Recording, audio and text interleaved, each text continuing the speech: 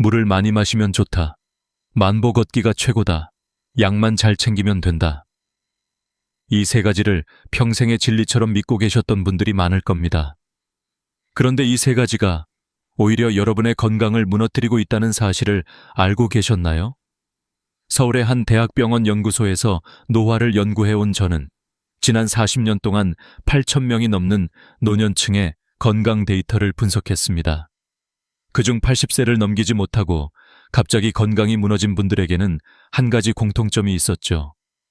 놀랍게도 그 공통점이 바로 좋은 습관이었습니다.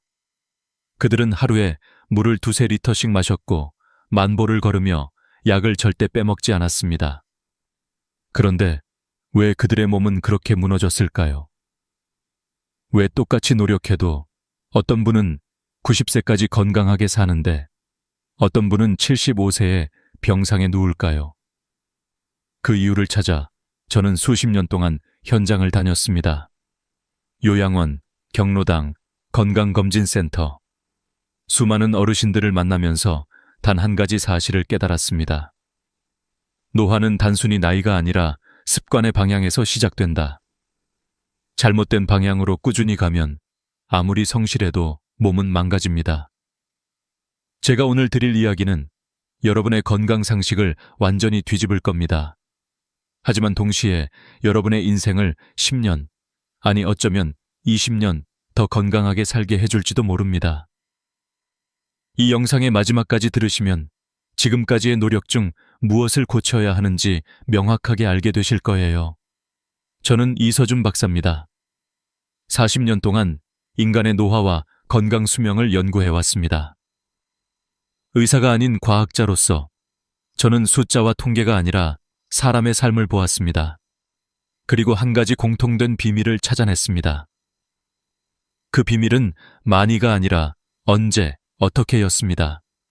물을 많이 마시는 게 아니라 언제 마시느냐, 걷기를 많이 하는 게 아니라 어떤 근육을 쓰느냐, 약을 열심히 챙기는 게 아니라 그 약이 빠뜨린 것을 보충하느냐. 결국 건강의 비밀은 양이 아니라 방향이었습니다. 제가 오늘 드릴 이야기는 그 방향을 바로잡는 법입니다. 이 내용은 제가 8,000명 이상의 데이터를 바탕으로 정리한 결과이며 실제로 수많은 어르신들의 삶을 바꾼 실천법입니다. 여러분, 혹시 이런 생각 해보신 적 있나요? 나는 건강관리를 이렇게 열심히 하는데 왜 피곤할까? 약도 꼬박꼬박 챙기는데 왜 나아지지 않을까? 매일 걷는데 왜 계단만 오르면 숨이 찰까? 오늘 그 답을 정확히 알려드리겠습니다. 이 이야기를 끝까지 들으시면 지금 당장 바꿔야 할 습관이 무엇인지, 그리고 어떻게 하면 100세까지 건강하게 살 수 있는지 분명하게 깨닫게 되실 겁니다. 오늘 영상은 단순한 정보가 아닙니다. 여러분의 남은 인생을 바꿀 기회입니다. 그럼 지금부터 80세 전에 건강이 무너지는 진짜 이유 4가지를 하나씩 짚어보겠습니다. 먼저 물 이야기부터 시작하죠.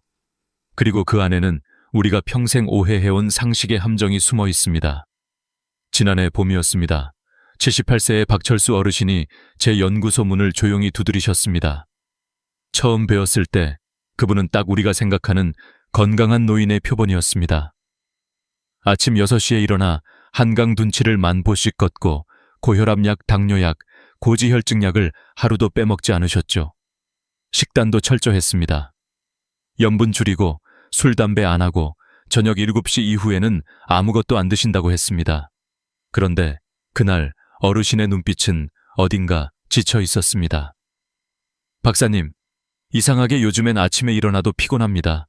다리가 자꾸 후들거리고요. 만보를 걸었는데도 몸이 점점 약해지는 것 같습니다. 저는 정밀 검사를 권했습니다. 그런데 검사 결과를 보고 저도 놀랐습니다. 근육량이 같은 연령대 평균보다 28%나 낮았던 겁니다. 이상하죠? 매일 그렇게 걷는데도 근육이 이렇게 적을 수가 있나요? 그분은 당황스러워했지만 저는 그때 확신했습니다. 문제는 운동을 안 한 것이 아니라 운동 방향이 잘못된 것이었습니다. 걷기는 심폐기능에는 도움이 됩니다. 하지만 하체 근육, 특히 넘어지지 않게 지탱해주는 허벅지와 엉덩이 근육을 강화하지는 못합니다. 걷기만으로는 뼈와 관절을 지탱할 근육이 만들어지지 않아요. 그래서 저는 어르신께 단 한 가지를 권했습니다. 의자에서 일어나기 10회, 하루 3번만 하십시오. 처음엔 5번도 못 일어나셨습니다. 숨이 차고 무릎이 아팠죠. 하지만 포기하지 않으셨습니다. 3개월 뒤 그분은 다시 지팡이 없이 걷기 시작했습니다. 6개월 후엔 시장까지 혼자 다니셨죠. 근육이 회복되니 식사량이 늘고 표정이 밝아졌습니다. 그리고 어느 날 어르신이 저에게 이렇게 말씀하셨습니다. 박사님, 저는 이제 다시 제 다리로 인생을 걷는 것 같습니다. 그 말을 듣는 순간 저는 깨달았습니다. 사람의 몸은 단순히 나이로 늙는 게 아니라 습관의 방향으로 늙는다는 걸요. 그분처럼 성실히 살아온 분들이 왜 쓰러지는지 저는 수없이 보았습니다.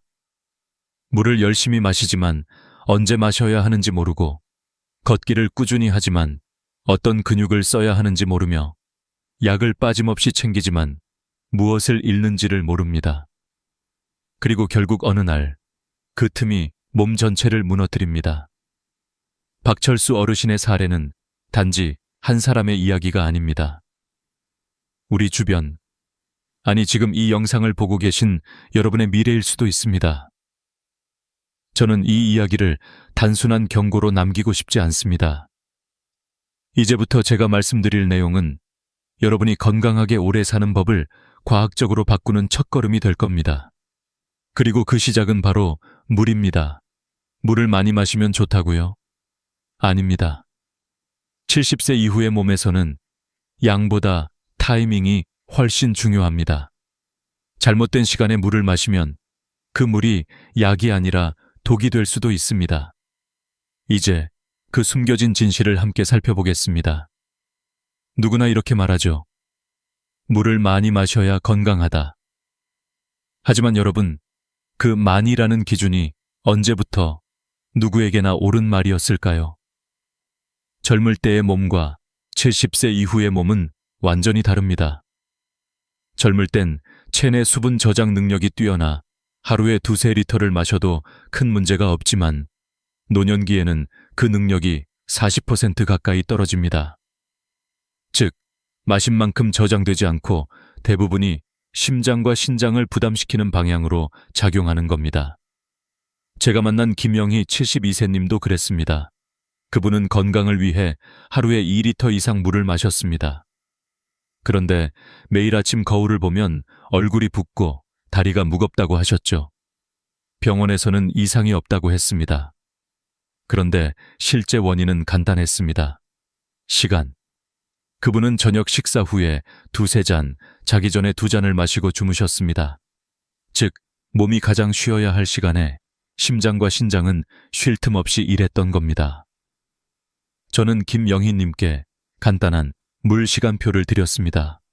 아침에 일어나자마자 따뜻한 물 반컵, 점심 30분 전 반컵, 외출 후 반컵, 잠자기 1시간 전 반컵, 딱 4번. 그 외엔 억지로 물을 들이켜지 않도록 말씀드렸습니다. 단 3일 후 그분은 전화를 주셨습니다.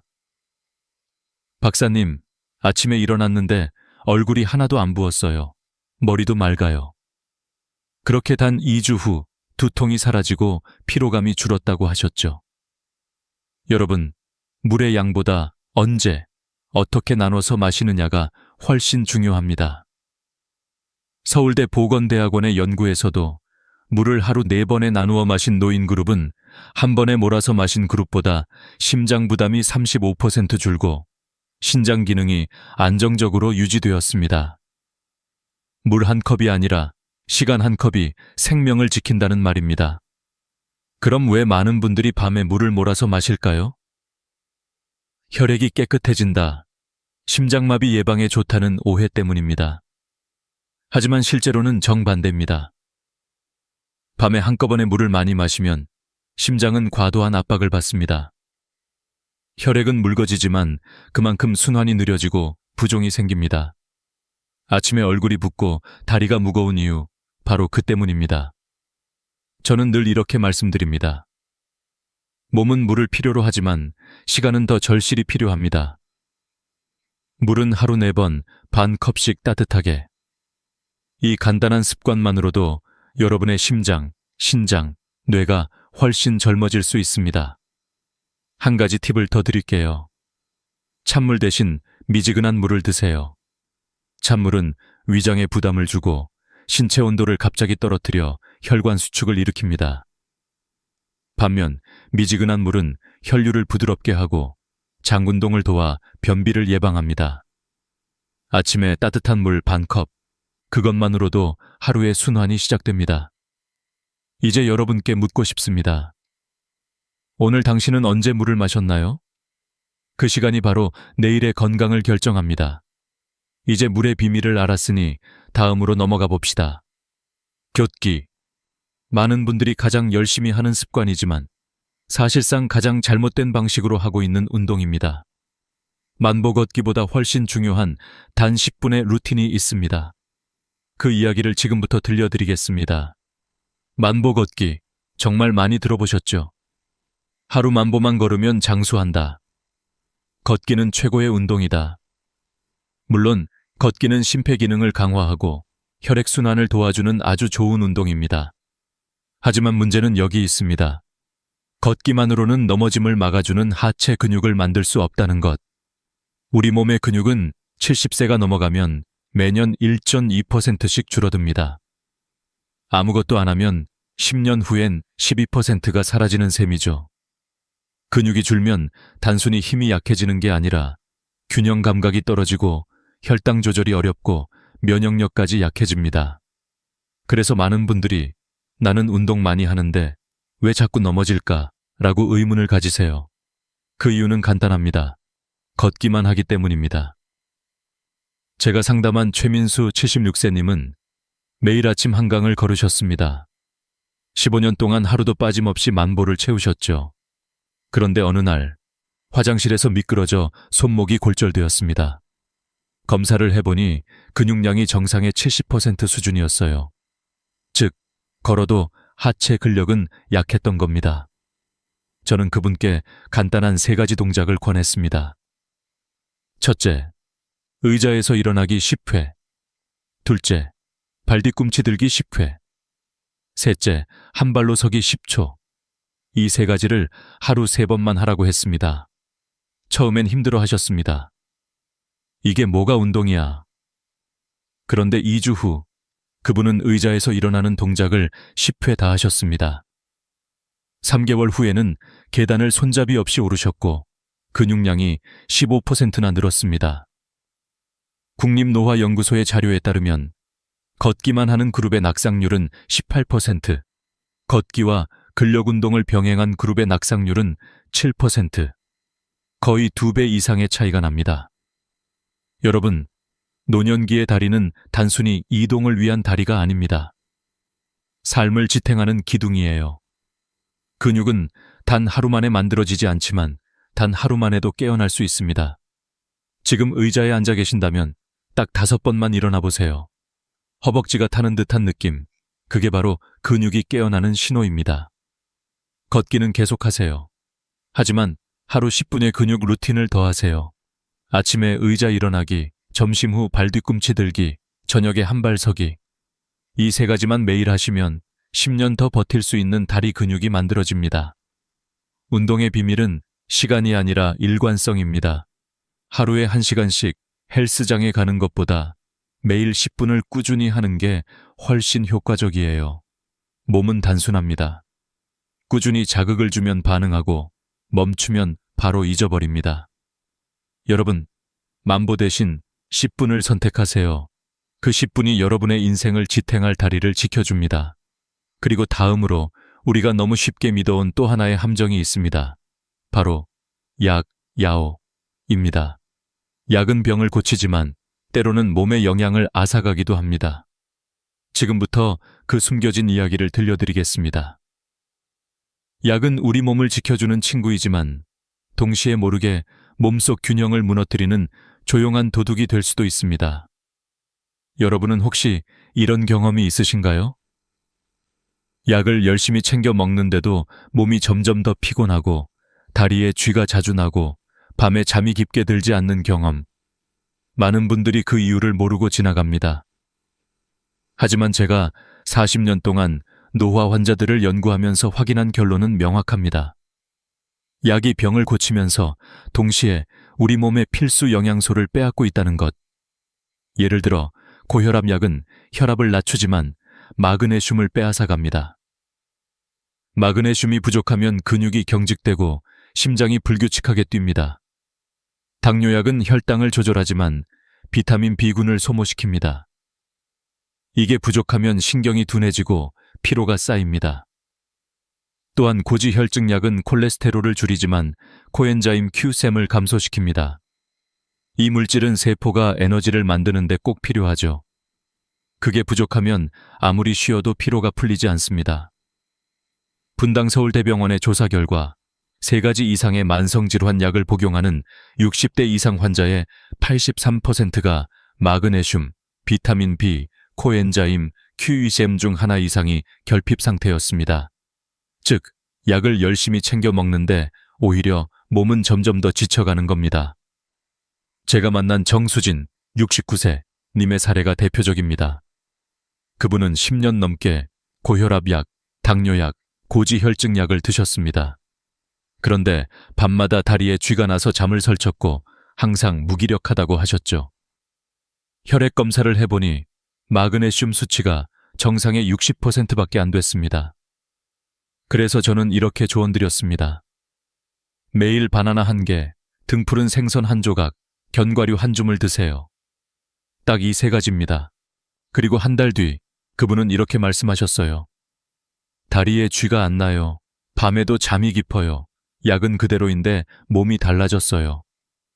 그때 저는 다시 한번 확신했습니다. 몸은 약보다 영양의 균형으로 움직인다는 걸요.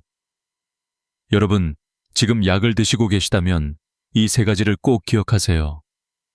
1. 매일 바나나 1개, 2. 등푸른 생선 1조각, 3. 견과류 1줌. 이건 단순한 음식이 아닙니다. 약이 빼앗아가는 필수 영양소를 다시 채워주는 보호막입니다. 바나나에는 마그네슘과 칼륨이 풍부해 근육 경련을 막고, 등푸른 생선에는 오메가3와 코엔자임 Q-심이 들어있어 혈관을 젊게 유지해줍니다. 견과류는 비타민 B군의 주요 공급원이죠. 이 3가지를 매일 챙기면 약의 부작용을 최소화하고 에너지 균형을 회복할 수 있습니다. 약은 나쁜 게 아닙니다. 다만 약을 먹는다는 건 몸속에서 뭔가 빠져나가고 있다는 신호입니다. 그래서 보충이 필요한 거예요. 약만 믿지 말고 음식으로 균형을 지키는 습관을 만드세요. 그게 진짜 지혜로운 약 복용법입니다. 그리고 마지막으로 제가 수천 명의 노년 환자들을 만나면서 느낀 가장 큰 진실이 있습니다. 그건 바로 외로움은 약보다 더 무섭다는 것입니다. 다음 이야기에서 이 보이지 않는 병이 어떻게 우리의 수명을 단축시키는지 말씀드리겠습니다. 외로움. 이 단어를 들으면 많은 분들이 이렇게 말합니다. 나는 괜찮아요. 가족이 있으니까요. 이 나이에 외로움이야. 다 그런 거지. 하지만 제가 40년간 노년층의 건강 데이터를 추적하면서 확실히 깨달은 것은 외로움은 질병이라는 사실입니다. 게다가 이 질병은 눈에 보이지 않기 때문에 더 위험합니다. 하버드 의과대학의 75년 추적 연구를 보면 사회적으로 고립된 노인은 그렇지 않은 노인보다 사망률이 2.5배 높았습니다. 또한 외로움은 하루 담배 15개비를 피우는 것보다 건강에 더 해롭다는 연구 결과도 있습니다. 왜 그럴까요? 사람이 말을 멈추면 뇌가 가장 먼저 무너집니다. 대화가 줄어들면 뇌의 전두엽 활동이 둔해지고 염증 물질이 늘어나며 면역세포가 약화됩니다. 결국 몸의 기능이 급속도로 떨어지게 되는 거죠. 제가 만난 이광수 81세 어르신은 혼자 사셨습니다. 배우자는 이미 세상을 떠났고 자녀들은 외국에 살았습니다. TV를 보며 하루를 보내셨고 하루 종일 한마디도 하지 않는 날도 많았습니다. 그분은 어느 날 이렇게 말씀하셨습니다. 몸이 아픈 건 괜찮은데 말할 사람이 없다는 게 제일 힘들어요. 6개월 후 그분의 혈압은 20 이상 올랐고 체중은 5kg 줄었습니다. 저는 그때 단 한 가지를 부탁드렸습니다. 어르신, 하루에 딱 10분만 통화하세요. 자녀든 친구든 경로당의 이웃이든 상관없습니다. 매일 10분만 목소리를 나누는 겁니다. 한 달 뒤 그분은 이렇게 말씀하셨습니다. 박사님, 이상하게 기분이 좋아요. 잠도 잘 오고요. 그리고 3개월 후 경로당에 나가기 시작하셨습니다. 일주일에 한 번 친구들과 차를 마시고 이야기하며 웃었죠. 그 후 6개월 뒤 혈압이 다시 정상으로 돌아왔습니다. 약을 바꾼 것도 운동을 늘린 것도 아니었습니다. 단지 사람과 연결되었을 뿐인데 몸이 회복된 겁니다. 여러분, 이 이야기를 단순히 감정적인 이야기로 듣지 마세요. 이건 의학적 사실입니다. 말을 하고 눈을 맞추고 웃는 행위가 뇌의 해마를 자극해 스트레스 호르몬을 줄이고 행복 호르몬 세로토닌을 늘립니다. 그래서 저는 늘 이렇게 조언드립니다. 하루 10분 통화, 일주일 한 번 외출, 한 달에 한 번 식사 약속. 이 세 가지가 최고의 한구울제이자 장수 비법입니다. 지금 이 영상을 보고 계신다면 오늘 단 한 사람에게 전화해보세요. 잘 지내요? 이 한마디면 충분합니다. 그 10분이 여러분의 뇌를 젊게 만들고 면역력을 회복시키며 수명을 10년 늘려줍니다. 여러분, 오늘 우리는 4가지를 배웠습니다. 1. 물을 나눠 마시는 습관. 2. 걷기보다 근육을 깨우는 습관. 3. 약 대신 음식으로 균형을 맞추는 습관. 4. 외로움을 이겨내는 연결의 습관. 이 4가지가 여러분의 노년을 10년 더 젊게 만들어줄 것입니다. 건강은 거창한 목표가 아닙니다. 아침에 따뜻한 물 한 컵, 의자에서 일어나기 10회, 바나나 1개, 전화 1통. 이 작은 선택이 10년 뒤 여러분의 삶을 바꿉니다. 오늘 영상을 보신 여러분, 지금 바로 하나만 실천해 보세요.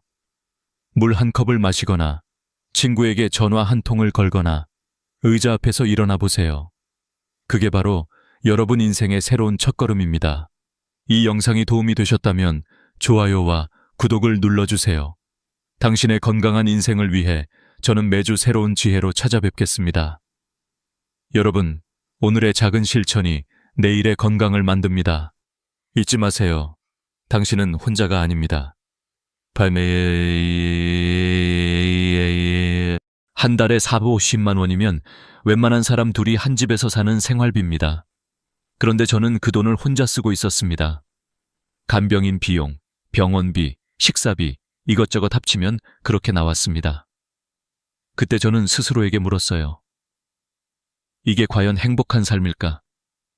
제 이름은 정희숙, 올해 74입니다. 젊을 때는 사회복지사로 30년 넘게 일했습니다. 남편과 함께 노인복지센터를 다니며 어르신들을 돌봤죠. 늘 노년은 준비가 중요하다고 말하던 제가 막상 나이가 들고 혼자가 되니 모든 게 두려워졌습니다. 남편이 떠난 건 열해 전이었어요. 새벽에 일어나 보니 숨이 멎어 있었습니다. 그날 이후로 제 세상은 반으로 잘린 듯했죠. 남편과 함께 웃던 식탁, 나란히 앉아 TV를 보던 거실, 모든 게 멈춰 있었습니다. 그때부터 제 일상은 조용했습니다. 조용하다는 말이 이렇게 슬플 줄 몰랐어요. 밥은 혼자 먹고 말은 혼자 하고 잠도 혼자 잤습니다. 처음엔 자유롭다고 생각했지만 시간이 지나자 그 자유가 고립이 되었어요. 몸이 말을 듣지 않기 시작한 건 70세를 넘기고 나서였습니다. 무릎이 시리고 계단을 오르내릴 때마다 숨이 찼습니다. 작년에는 결국 퇴행성 관절염으로 수술을 받았어요. 의사 선생님이 말했죠. 정 선생님, 앞으로는 무릎에 물이 가는 일은 피하셔야 합니다. 가능하면 혼자 지내지 마세요. 그날 밤 화장실에 가다가 발이 미끄러졌습니다. 다행히 세면대를 붙잡아 넘어지진 않았지만 그 순간 머릿속이 하얘졌어요. 만약 지금 쓰러졌다면 누가 나를 발견해 줄까? 새벽 2시 그 생각이 머리를 떠나지 않았습니다.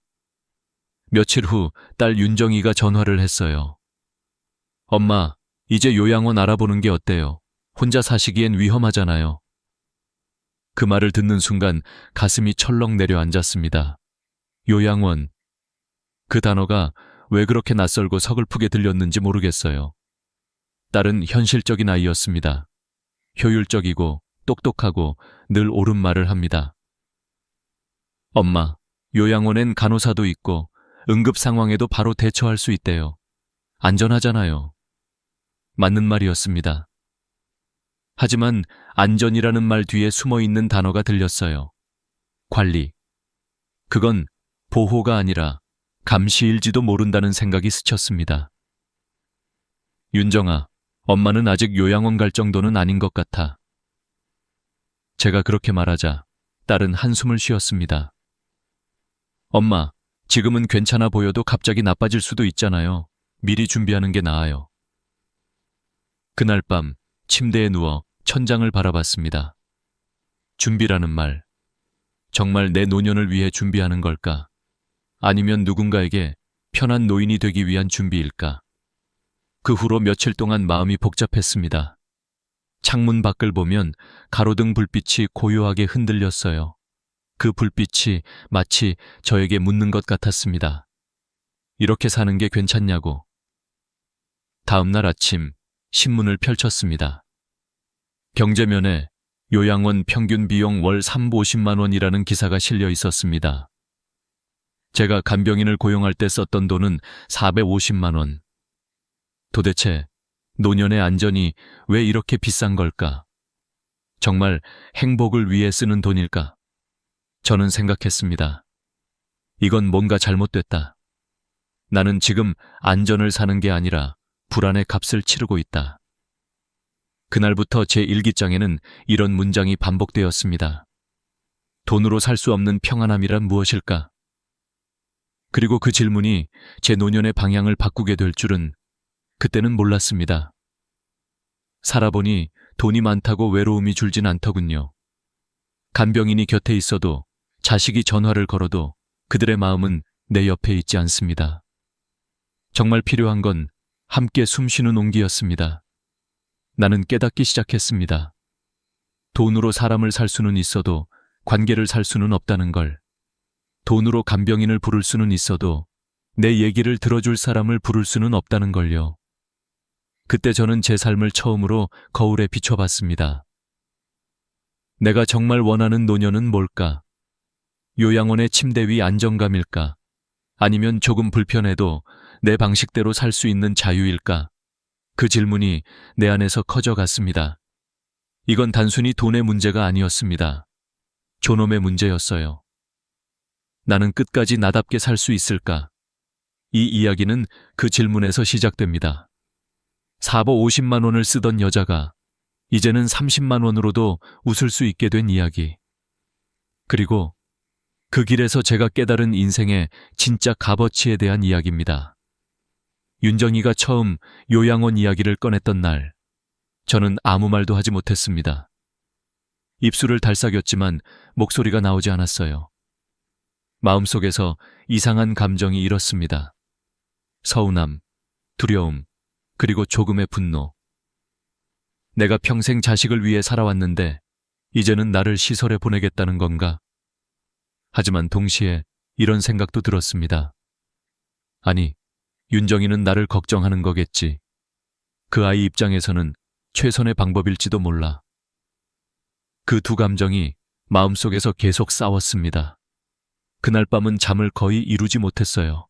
며칠 후 윤정이에게서 다시 전화가 왔습니다. 엄마, 일단 며칠만 우리 집에서 지내보세요. 같이 지내보면 요양원 갈지 말지 더 정확히 판단할 수 있잖아요.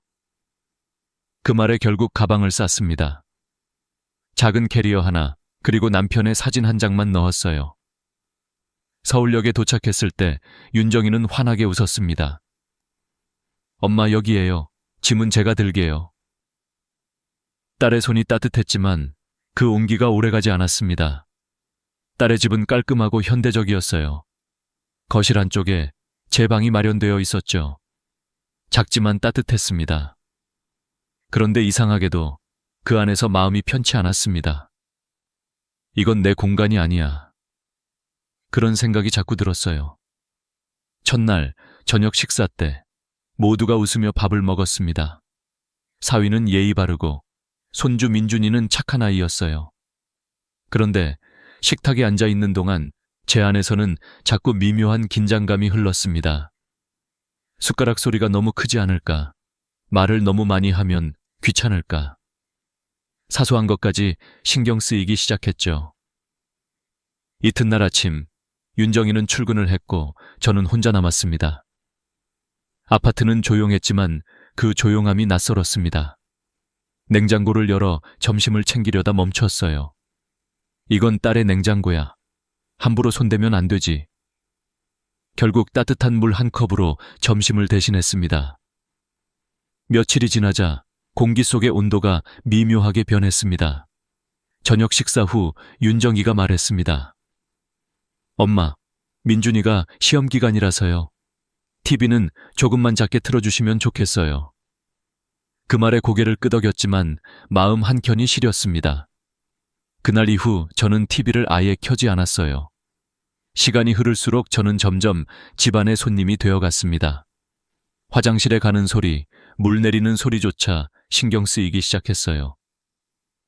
밤이 되면 조용히 이불을 덮으며 생각했습니다. 내가 정말 여기에 있어도 될까? 그러던 어느 날, 복도에서 윤정이 부부의 대화가 들렸습니다. 당신, 요양원 얘기는 언제 꺼낼 거야? 조금만 더 기다려봐. 엄마 상처받을 수도 있잖아. 그 말을 듣는 순간 심장이 내려앉았습니다.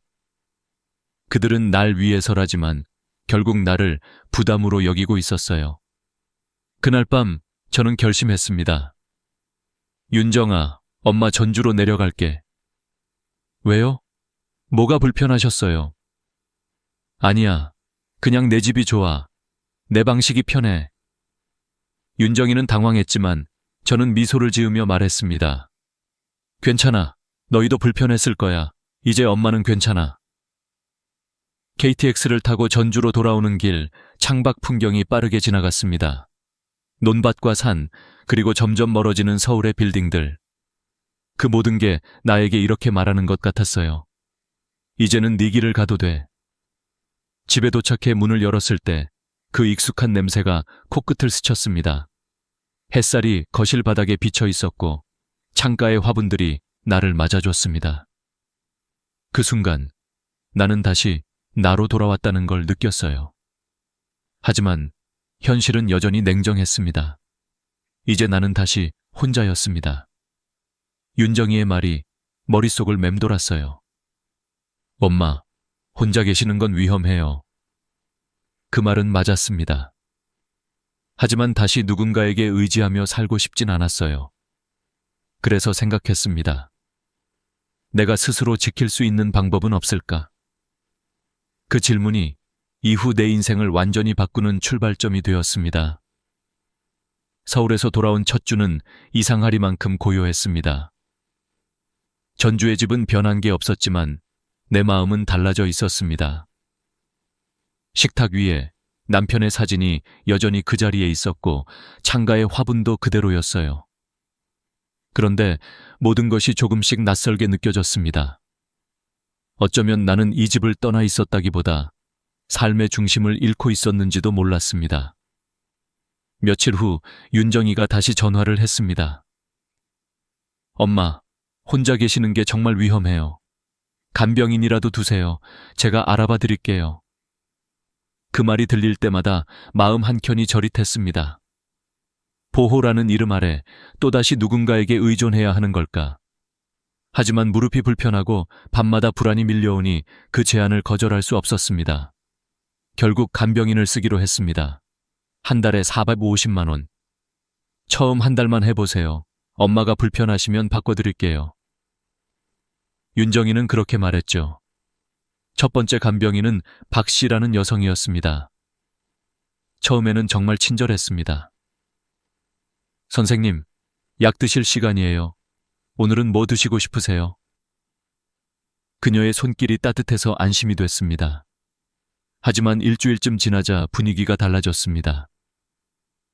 할머니, 다른 집에서는 고기도 자주 해드렸는데 식비를 조금만 더 올리시면 제가 더 신경 써드릴게요. 그 말에서 진심보다는 계산이 느껴졌습니다. 며칠 후엔 이런 말도 했습니다. 할머니, 너무 검소하시네요. 저도 사람인데요. 이렇게까지 아끼시면 제가 밥하는 맛이 없어요. 그날 밤 저는 TV를 끄고 조용히 눈을 감았습니다. 내가 이 돈을 내면서도 왜 이렇게 눈치를 봐야 하지? 결국 2주 만에 간병인을 바꿨습니다. 이번엔 김 씨라는 분이었는데 처음엔 조용하고 성실했지만 금세 다른 문제가 생겼습니다. 선생님, 하루 종일 집에만 있으니까 너무 답답해요. 같이 산책 좀 해요. 무릎이 아직 완전히 회복되지 않았다고 말해도 소용이 없었습니다. 결국 그녀는 몇 주 후 이 일은 저랑 안 맞아요. 라며 그만두겠다고 했습니다. 그렇게 2번의 시도 모두 실패했습니다. 낯선 사람이 내 집을 드나드는 건 생각보다 큰 스트레스였습니다. 무엇보다 문제는 비용이었습니다. 통장을 확인할 때마다 잔고가 줄어드는 걸 보며 한숨이 나왔습니다. 이건 마음도 돈도 버티지 못하겠구나. 간병인을 그만둔 다음 날 윤정이에게 전화를 했습니다. 윤정아, 나 그냥 혼자 있을게. 간병인 없이도 괜찮아. 엄마 정말요? 그러다 또 넘어지면 어떡해요? 이번엔 요양원이라도. 그 말을 들은 순간 심장이 쿵 내려앉았습니다. 결국 또 요양원이구나. 결국 딸의 성화에 못 이겨 요양원을 체험해보기로 했습니다. 일주일만. 그렇게 스스로를 설득했죠. 요양원은 생각보다 깔끔했습니다. 하얀 복도, 반짝이는 바닥, 직원들의 미소. 하지만 이상하게 공기가 무겁게 느껴졌습니다. 입소 절차를 마치자 직원이 말했어요. 선생님, 아침 7시 기상입니다. 8시에 식사하시고 10시에 체조 있으세요. 그 말 한마디가 제 숨을 막았습니다. 이제부터 내 하루가 누군가의 시간표에 맞춰지는구나. 내 방은 4인실이었습니다. 옆 침대엔 80대 중반의 할머니가 누워 계셨고 반대편엔 치매가 있는 분이 있었습니다. 첫날 밤 누군가의 코 고는 소리와 신음소리에 잠을 설쳤습니다. 새벽 2시 조용히 일어나 창밖을 봤습니다.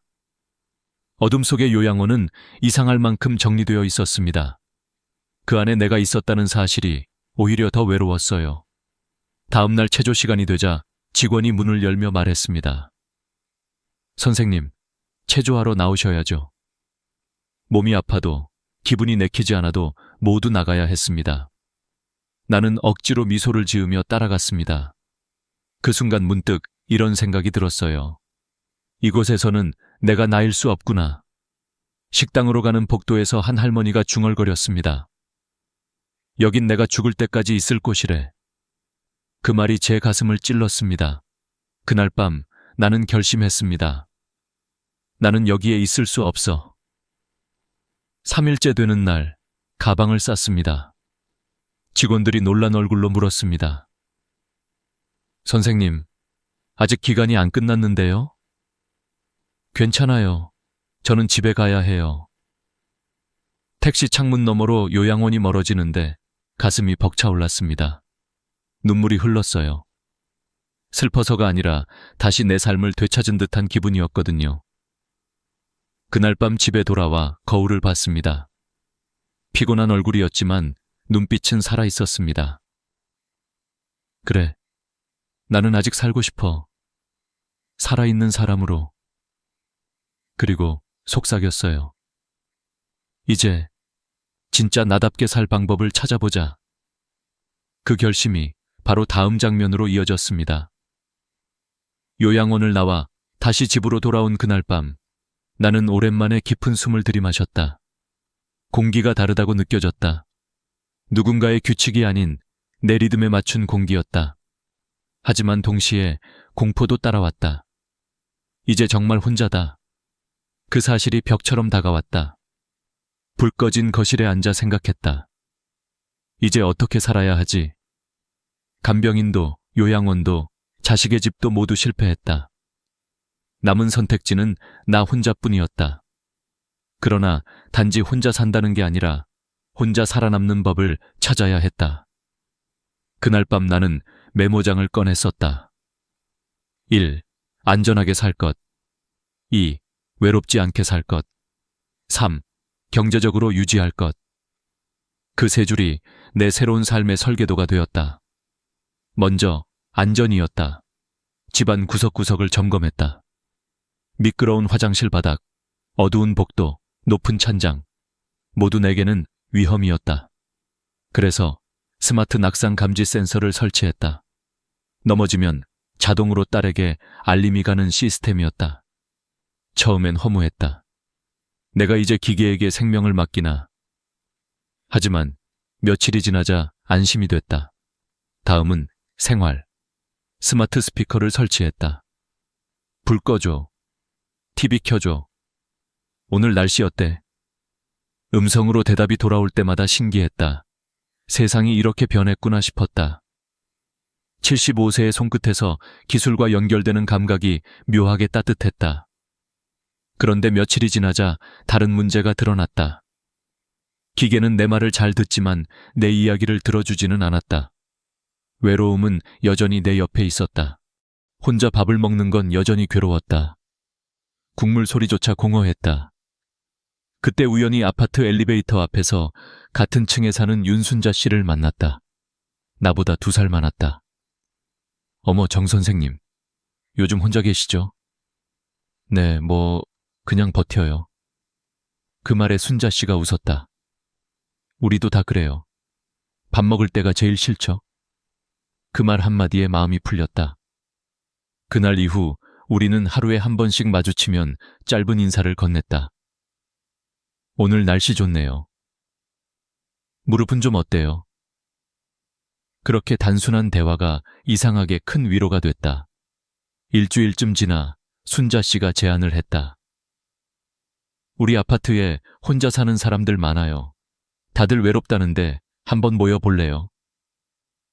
그 말이 내 귀에 들어왔을 때 무언가 가슴이 뛰었다. 그래, 함께라면 다를 수도 있지 않을까? 그렇게 5명이 모였다. 60대 후반에서 70대 중반까지의 여자 5명.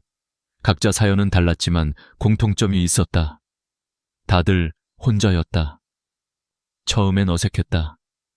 누군가는 말을 아꼈고 누군가는 자기 얘기를 쏟아냈다. 하지만 밥상 앞에서는 달랐다. 이 된장국 맛있다. 아, 이 반찬은 어디서 샀어요? 웃음이 나왔고 누군가는 눈물도 흘렸다. 그날 밤 집으로 돌아오는 길 나는 느꼈다. 혼자 있어도 혼자가 아니구나. 그 후 우리는 규칙을 세웠다.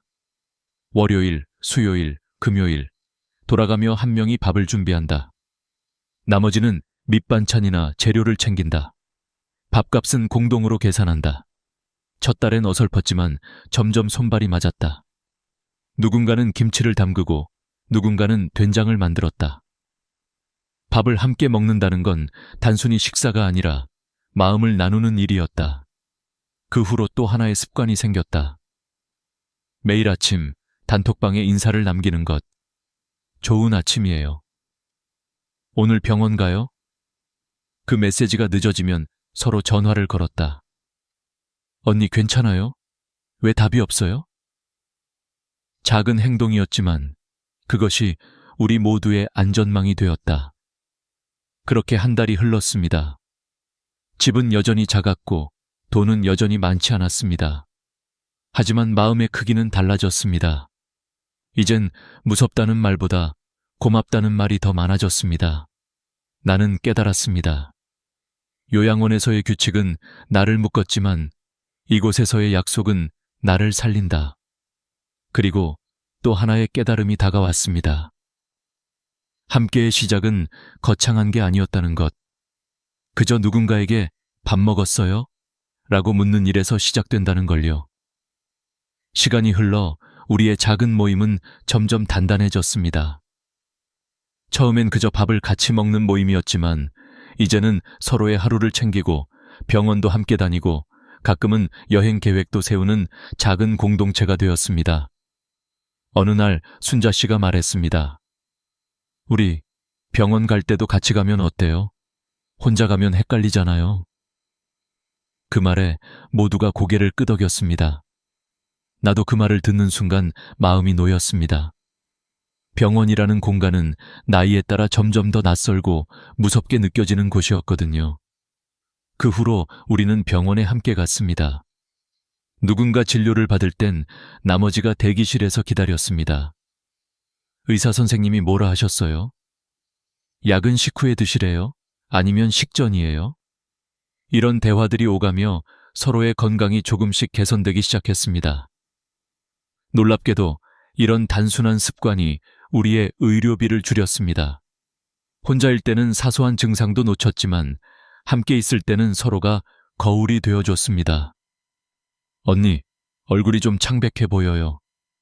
오늘 약은 꼭 챙기세요. 이런 말 한마디가 큰 사고를 막기도 했죠. 그 다음은 경제였습니다. 처음엔 단순히 식비를 나누는 수준이었지만 시간이 갈수록 우리 모두의 지출 구조가 달라졌습니다. 혼자 살 땐 식비만 40만 원에서 50만 원이 들었는데 공동 식사로 줄이니 20만 원도 안 되었습니다. 전기세, 수도세도 절반으로 줄었습니다. 나는 그걸 보며 깨달았습니다. 함께 사는 건 단지 외로움을 나누는 게 아니라 삶의 부담을 나누는 거구나. 그러던 어느 날 미정 씨가 조심스럽게 말을 꺼냈습니다. 우리 그냥 밥만 같이 먹지 말고 뭔가 같이 할 수 있는 일을 찾아보면 어떨까요? 그 말에 모두가 잠시 생각에 잠겼습니다. 나는 말했다. 나는 옛날 이야기 잘해요. 손주들한테 자주 들려줬거든요. 순자 씨가 웃었습니다.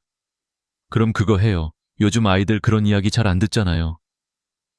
그날 바로 우리는 아파트 게시판에 전단을 붙였습니다. 할머니가 들려주는 옛날 이야기 교실, 월 2회, 참여비 5,000원. 첫날엔 아이 셋이 왔습니다. 손주 같은 얼굴들. 나는 긴장된 목소리로 옛날 옛적에 라고 시작했습니다. 그런데 이야기 중반쯤 아이들 눈빛이 반짝이는 걸 보았습니다. 그때 느꼈습니다. 아, 나도 아직 누군가에게 필요한 사람이구나.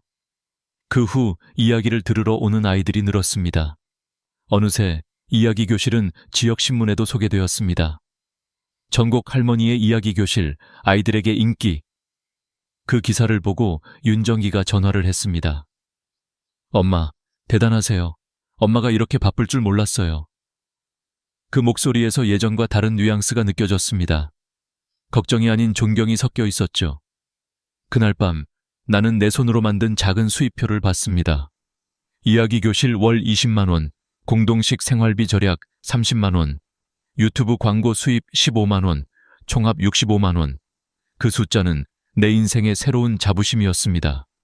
유튜브 이야기를 하자면 그것도 우연히 시작된 일이었습니다. 손녀가 내 일상을 찍어 올려보자고 했습니다.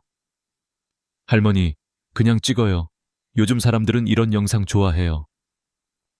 처음엔 카메라 앞이 어색했습니다. 안녕하세요. 저는 정옥입니다. 오늘은 혼자 밥을 안 먹는 법을 이야기해 볼게요. 그렇게 첫 영상을 올렸습니다. 조회수는 100회를 넘기지 못했지만 댓글 한 줄이 달렸습니다. 저도 혼자 사는데 할머니 이야기 들으니 힘이 나요. 그 한 줄에 눈물이 났습니다. 누군가의 마음을 움직였다는 게 이렇게 큰 힘이 될 줄 몰랐습니다. 3개월이 지나자 구독자가 1,000명이 넘었습니다. 광고 수익은 많지 않았지만 매달 10만 원에서 15만 원 정도가 들어왔습니다. 그보다 더 중요한 건 할머니, 영상 잘 봤어요. 덕분에 용기 냈어요. 이런 말들이었습니다. 나는 느꼈습니다. 이제 누군가의 짐이 아니라 누군가의 힘이 되고 있다는 걸요. 시간이 흐를수록 우리의 모임은 단순한 공동체가 아니라 작은 사회가 되었습니다. 누군가는 김치를 담그고, 누군가는 뜨개질을 하고, 누군가는 스마트폰을 가르쳤습니다. 우리는 서로의 부족함을 채워주며 각자의 재능으로 살아갔습니다. 그때 알았습니다. 나이 든다는 건 잃는 것이 아니라 다르게 사는 법을 배우는 거지라는 걸요. 이제 나는 매일 아침 거울을 보며 스스로에게 말합니다. 오늘도 괜찮아, 정호가. 너는 충분히 잘하고 있어. 이제 우리의 삶은 완전히 달라졌습니다. 매일 아침 휴대전화 단톡방엔 인사로 하루가 시작됩니다. 좋은 아침이에요. 오늘 날씨가 참 좋아요. 무릎 괜찮아요? 이 몇 줄의 문자로 우리는 서로의 안부를 확인하고 하루를 엽니다. 누군가 답이 없으면 즉시 전화가 옵니다. 언니, 괜찮아요?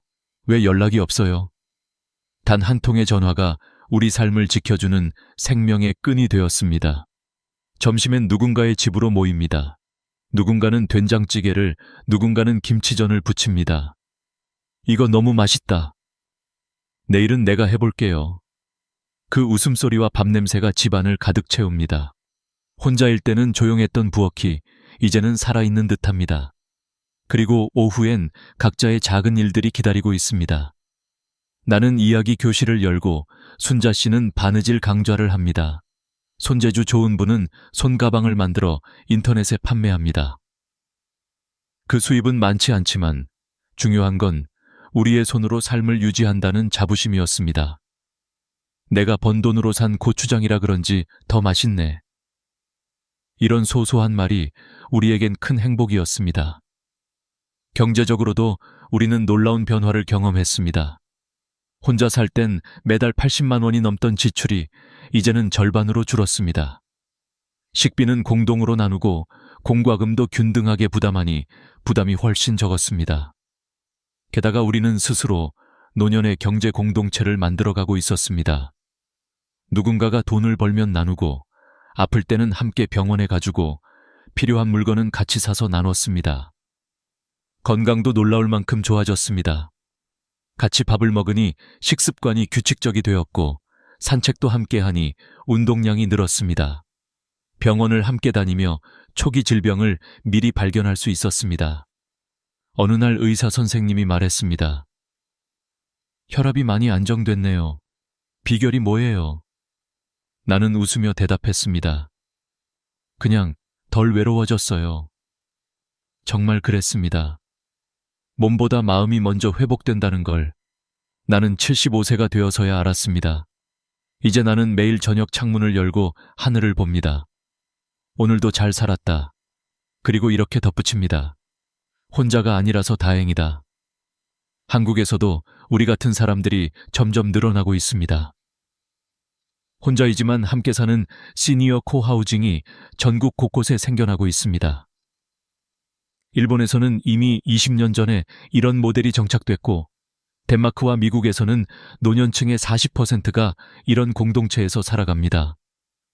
그 결과 고독사는 30% 이상 줄고 의료비는 40% 이상 감소했다고 합니다. 결국 사람은 함께일 때 비로소 건강해진다는 사실을 세계가 증명하고 있는 것입니다. 이제 나는 확신합니다. 노후의 행복은 돈이 아니라 관계에서 온다는 것을. 요양원도, 간병인도, 자식의 도움도 아닌 함께 사는 용기가 진짜 노후의 답이라는 것을요. 혹시 이 영상을 보고 계신 당신도 외로움 속에서 버티고 계신가요? 밤마다 나 혼자 살아도 될까 하고 걱정하고 계신가요? 그렇다면 오늘이 바로 그 첫걸음입니다. 엘리베이터에서 만나는 이웃에게 인사해보세요. 언니, 같이 밥 한번 먹을까요? 그 한마디가 인생을 바꿀 수 있습니다. 노후는 끝이 아닙니다. 또 다른 시작입니다. 함께하면 가능합니다. 당신도 할 수 있습니다. 오늘 제 이야기가 마음에 와닿았다면 좋아요와 구독으로 응원해주세요. 그리고 댓글로 여러분의 생각을 들려주세요. 당신의 한 줄이 누군가의 삶을 바꿀 수 있습니다. 오늘도 잊지 마세요. 우리 인생은 혼자가 아닙니다. 함께할 누군가가 있다면 그것만으로도 이미 충분히 따뜻합니다. 밤마다 자다가 자꾸 깨시는 분들, 새벽이 되면 시계를 보고 한숨 쉬는 분들, 그리고 아침이 와도 머리가 무겁고 몸이 나른한 분들, 혹시 지금 그런 밤을 보내고 계신가요? 저는 74세 수면의학 전문의 윤전국입니다. 수많은 환자분들을 만나며 깨달은 게 하나 있습니다. 바로 잠을 못 자는 건 나이가 들어서가 아니라 몸이 보내는 신호를 잘못 읽고 있기 때문이라는 사실입니다. 저 역시 예전엔 이렇게 생각했습니다. 나이 들면 원래 잠이 줄지, 다들 그렇다잖아. 하지만 환자들을 만나면 만날수록 그 생각이 얼마나 위험한 착각이었는지 절실히 느꼈습니다. 나이가 들수록 잠이 줄어드는 게 아니라 잠을 관장하는 시스템이 흐트러지는 것이었습니다. 즉, 고장이 난 거죠. 그런데 많은 분들이 이 고장을 노화라고 착각합니다. 그 착각이 몸을 더 힘들게 합니다. 제가 기억하는 72세 김순애 할머니가 있습니다. 원장님, 전 잠을 자도 잔 것 같지가 않아요. 눈은 감고 있는데 머리는 계속 깨어 있는 것 같아요. 그분의 표정엔 절망이 묻어 있었습니다. 매일 밤 같은 시간에 깨서 시계를 보고 다시 눕지만 잠이 오지 않아 결국 새벽을 맞으셨죠. 낮에는 멍하고 기억도 흐릿해지고 친구 생일도 잊어버리셨습니다. 그때 저는 느꼈습니다. 이건 단순히 잠의 문제가 아니라 삶의 균형이 무너진 신호구나. 수면 장애를 방치하면 어떤 일이 일어날까요? 미국 국립수면재단 연구에 따르면 수면 시간이 6시간 미만인 사람은 심혈관 질환, 고혈압, 당뇨, 우울증, 치매의 위험이 2배 이상 높습니다. 왜일까요? 우리 몸은 밤에만 회복합니다. 낮 동안 손상된 세포를 고치고 면역세포를 만들고 뇌의 노폐물을 청소하는 시간이 바로 잠든 사이입니다. 그런데 잠이 부족하면 이 청소 시간이 사라지는 겁니다. 몸도, 마음도, 뇌도 쉬지 못하죠. 그래서 저는 오늘 여러분께 분명히 말씀드립니다. 수면 부족은 나이 탓이 아닙니다. 그리고 절대 그냥 지나가는 일도 아닙니다. 나이 들면 잠이 줄어든다는 건 잘못된 상식입니다. 실제로 60대, 70대라도 8시간 이상 숙면하시는 분들 많습니다. 그분들의 공통점은 하나입니다. 자기 몸의 신호를 제대로 듣고 환경을 바르게 만든다는 것. 제가 진료했던 76세 이영주 어르신은 처음 오셨을 때 이렇게 말했습니다. 원장님, 난 그냥 나이 탓인 줄 알았어요. 새벽 4시면 눈이 떠지고 그게 당연한 줄 알았죠. 그분은 2주 동안 제 조언을 실천했습니다. 잠자기 전 TV 끄기, 핸드폰 멀리 두기, 조명 낮추기, 매일 같은 시간 기상하기. 불과 10일 후 그분은 이렇게 말씀하셨습니다. 이상하죠? 새벽에 한 번도 안 깨고 6시까지 잤어요. 그때 저는 속으로 미소 지었습니다. 몸은 우리가 생각하는 것보다 훨씬 더 회복력이 강합니다. 사람의 뇌는 밤이 되면 수면 모드로 전환되어야 합니다. 그런데 현대인의 생활은 그 신호를 엉망으로 만듭니다. 밤에도 밝은 조명, 끊임없는 뉴스, 스마트폰 불빛. 이 모든 게 뇌에 아직 낮이다 라는 착각을 심어줍니다. 결국 멜라토닌이 분비되지 않고 잠은 멀어집니다. 몸은 쉬고 싶은데 뇌가 아직 시간이 아니야 라며 계속 깨어있는 상태. 그게 바로 수면 장애의 시작입니다.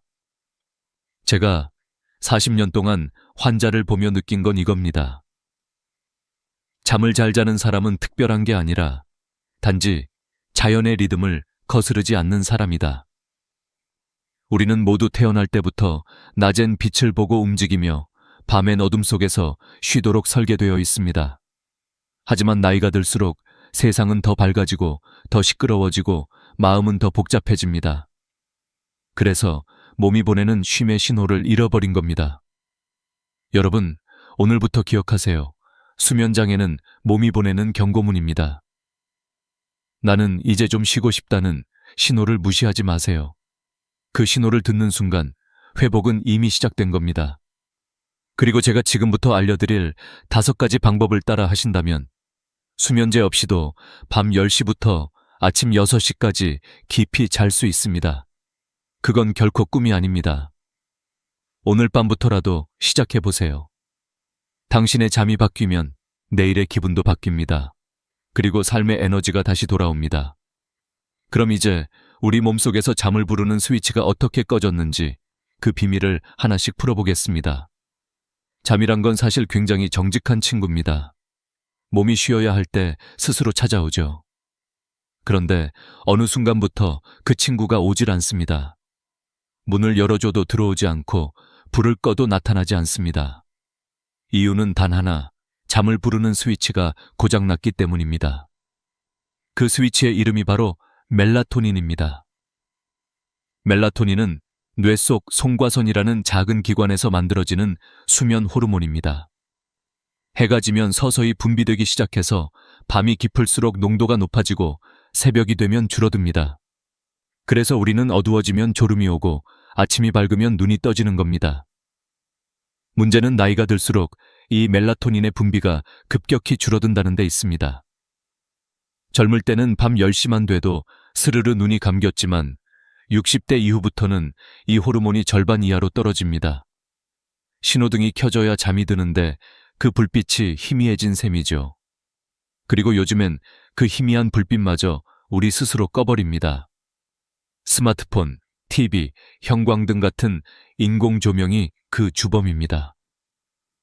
우리 눈에는 망막이라는 빛을 감지하는 기관이 있습니다. 이 망막은 단순히 사물을 보는 역할뿐 아니라 빛을 통해 뇌에게 지금 낮이야 혹은 밤이야 라는 메시지를 보냅니다. 그런데 문제는 스마트폰이나 TV에서 나오는 파란빛, 블루라이트, 이 태양빛과 거의 비슷한 성질을 가지고 있다는 겁니다. 즉, 밤 10시에 드라마를 보거나 스마트폰을 보면 우리 뇌는 착각합니다. 아직 낮인가 보네. 멜라토닌 나올 필요 없어.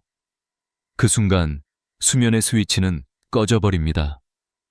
제가 진료했던 70세 김정순 할머니는 늘 이렇게 말씀하셨습니다. 원장님, 나는 잠이 안 와서 그냥 TV보다 졸리면 자요. 그분의 패턴을 살펴보니 밤 12시부터 새벽 2시 사이에야 겨우 잠이 들고 아침 6시면 눈이 떠졌습니다. 그래서 제가 말씀드렸죠. 할머니, 그건 잠이 아니라 피로에 의한 실신이에요. 몸은 자고 싶지만 뇌는 아직 깨어 있어서 억지로 꺼지는 겁니다. 이 말에 할머니는 한동안 조용히 앉아 계셨습니다. 그리고 나지막이 물으셨죠. 그럼 나는 이제 평생 이렇게 살아야 하나요? 저는 단호하게 말씀드렸습니다. 아니요, 할머니. 몸은 생각보다 훨씬 회복력이 강합니다. 단지 환경을 바꾸면 됩니다. 그날 이후 할머니는 자기 전 1시간 동안 TV를 끄고 스마트폰을 다른 방에 두기 시작했습니다. 그리고 조명을 노란 스탠드 조명으로 바꾸셨죠. 일주일 만에 전화가 왔습니다. 원장님, 이상하게 10시 반만 되면 눈이 저절로 감겨요. 그분의 목소리는 오랜만에 들뜬 아이 같았습니다. 멜라토닌은 그렇게 정직하게 반응합니다. 빛이 줄어들면 다시 나옵니다. 조용한 어둠 속에 몸을 두면 몸은 알아서 수면 모드로 전환됩니다. 이건 나이와 상관이 없습니다. 멜라토닌은 다시 불릴 수 있습니다. 그렇다면 어떻게 해야 멜라토닌이 다시 잘 나올까요? 비결은 간단합니다. 1. 밤엔 빛을 줄이고 아침엔 햇빛을 보라. 밤에는 조명을 낮추고 휴대폰 불빛을 피하세요. 대신 아침엔 커튼을 열고 햇살을 맞으세요. 낮에 빛이 강하면 강할수록 밤엔 멜라토닌이 잘 나옵니다. 2. 몸의 리듬을 일정하게 유지하라. 멜라토닌은 시간의 규칙을 좋아합니다. 매일 같은 시간에 자고 같은 시간에 일어나야 합니다. 그래야 뇌가 이 시간엔 자야 해 라고 기억합니다. 3. 식사와 카페인을 조절하라. 커피, 녹차, 초콜릿, 심지어 콜라도 카페인이 들어있습니다. 오후 2시 이후엔 절대 피하세요. 그리고 저녁은 가볍게 잠들기 3시간 전에 마무리하세요. 이 3가지만 지켜도 멜라토닌은 다시 춤을 춥니다. 몸은 언제나 회복의 기회를 기다리고 있습니다. 그 기회를 주는 건 바로 여러분 자신입니다. 여러분, 잠은 약으로 사는 게 아닙니다. 몸의 리듬을 되찾으면 그 자체가 최고의 수면제입니다. 오늘 밤 불을 조금만 더 어둡게 하고 화면을 끄고 조용히 눈을 감아보세요. 그때 멜라토닌이 속삭일 겁니다. 이제 괜찮아요. 푹 쉬세요.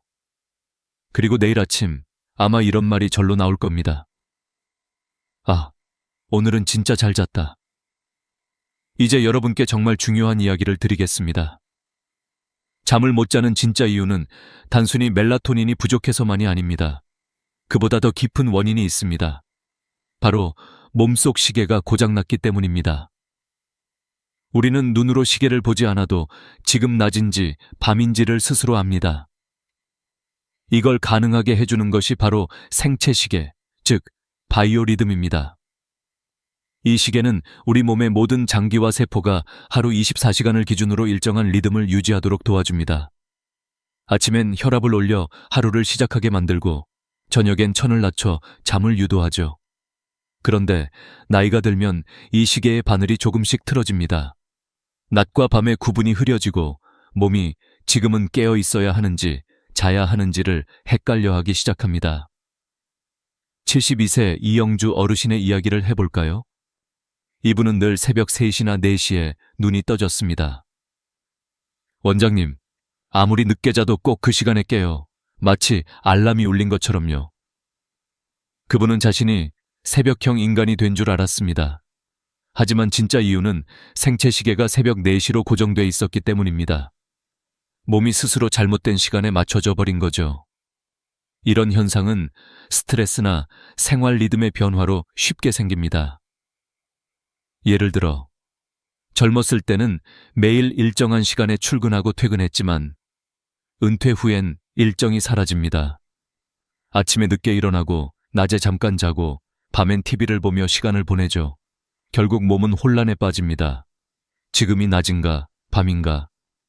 그 결과 멜라토닌이 제대로 분비되지 않고 밤에도 각성 상태가 됩니다. 게다가 여기에 스트레스가 더해지면 문제는 훨씬 심각해집니다. 걱정이 많은 밤, 생각이 꼬리에 꼬리를 물며 이어질 때 몸은 이미 피곤한데 뇌는 오히려 활발해집니다.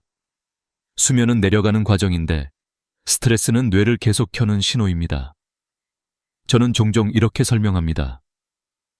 잠은 엘리베이터처럼 천천히 내려가는 겁니다. 그런데 스트레스는 그 엘리베이터 버튼을 계속 누르는 거예요. 결국 밑으로 내려가지 못하고 위층에서 멈춰버리는 겁니다.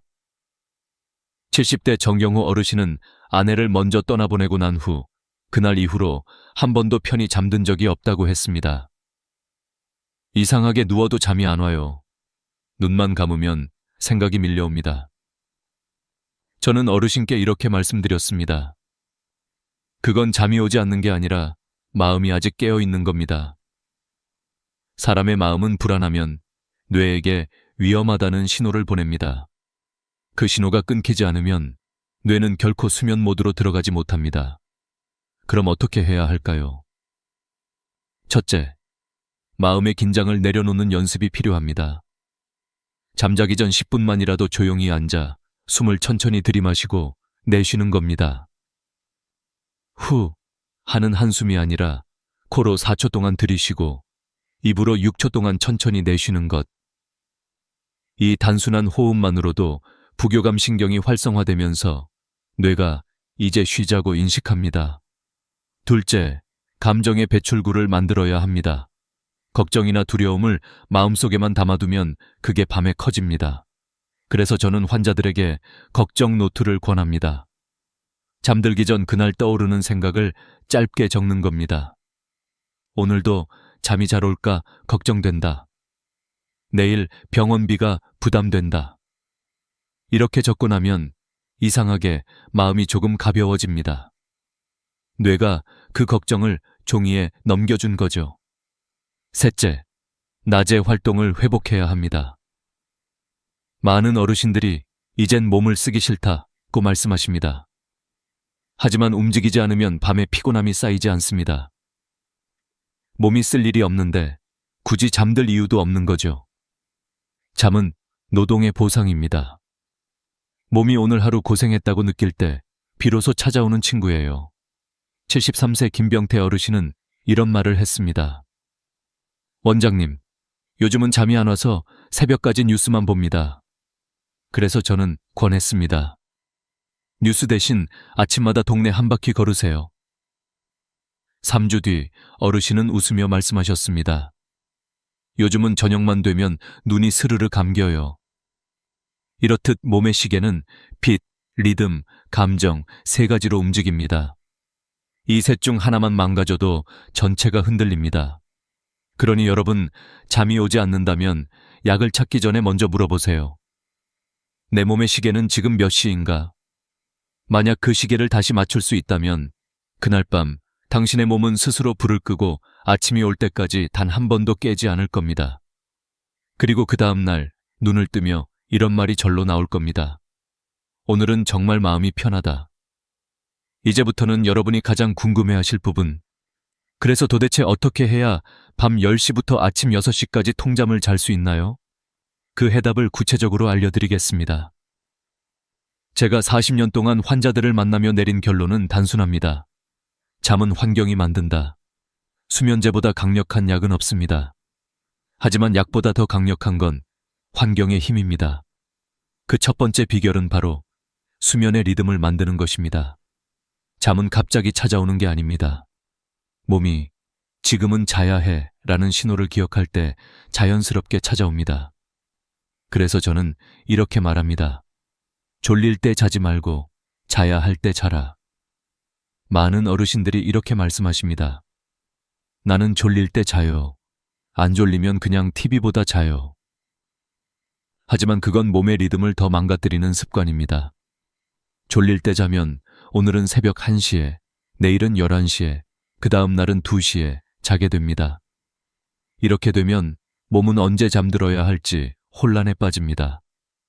제가 만난 74세 최병호 어르신은 늘 이렇게 말하셨습니다. 원장님, 난 새벽 2시가 돼야 겨우 잠이 와요. 그래서 저는 단호하게 권했습니다. 아침 6시에 일어나세요.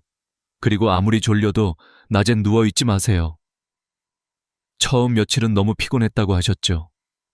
하지만 일주일이 지나자 놀라운 일이 일어났습니다.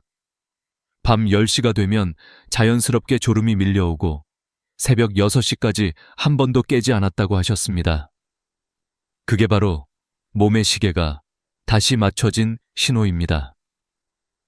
두 번째 비결은 빛과 어둠을 관리하는 것입니다.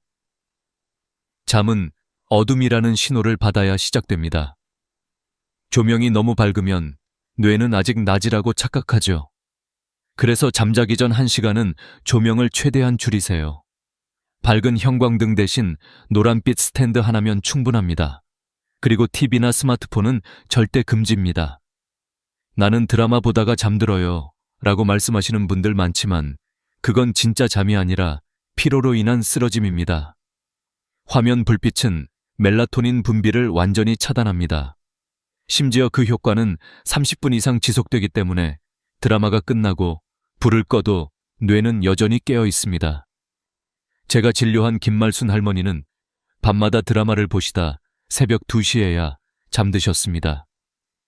그게 유일한 즐거움이라서요. 그 마음을 이해합니다. 하지만 저는 이렇게 말씀드렸습니다. 할머니, 즐거움은 낮에 찾으셔야 합니다. 밤은 몸이 회복하는 시간이에요. 즐거움 대신 쉼을 주셔야 내일이 편안해집니다. 그날 이후 할머니는 드라마를 저녁 8시까지만 보시고 9시부터는 불을 낮추고 조용한 음악을 들으셨습니다. 3주 후 할머니는 웃으며 말씀하셨죠. 요즘은 밤 10시만 되면 눈이 절로 감겨요. 세 번째 비결은 저녁 이후의 습관을 바꾸는 것입니다. 의외로 많은 분들이 잠을 망치는 가장 큰 이유가 식사와 음료라는 사실을 모르십니다.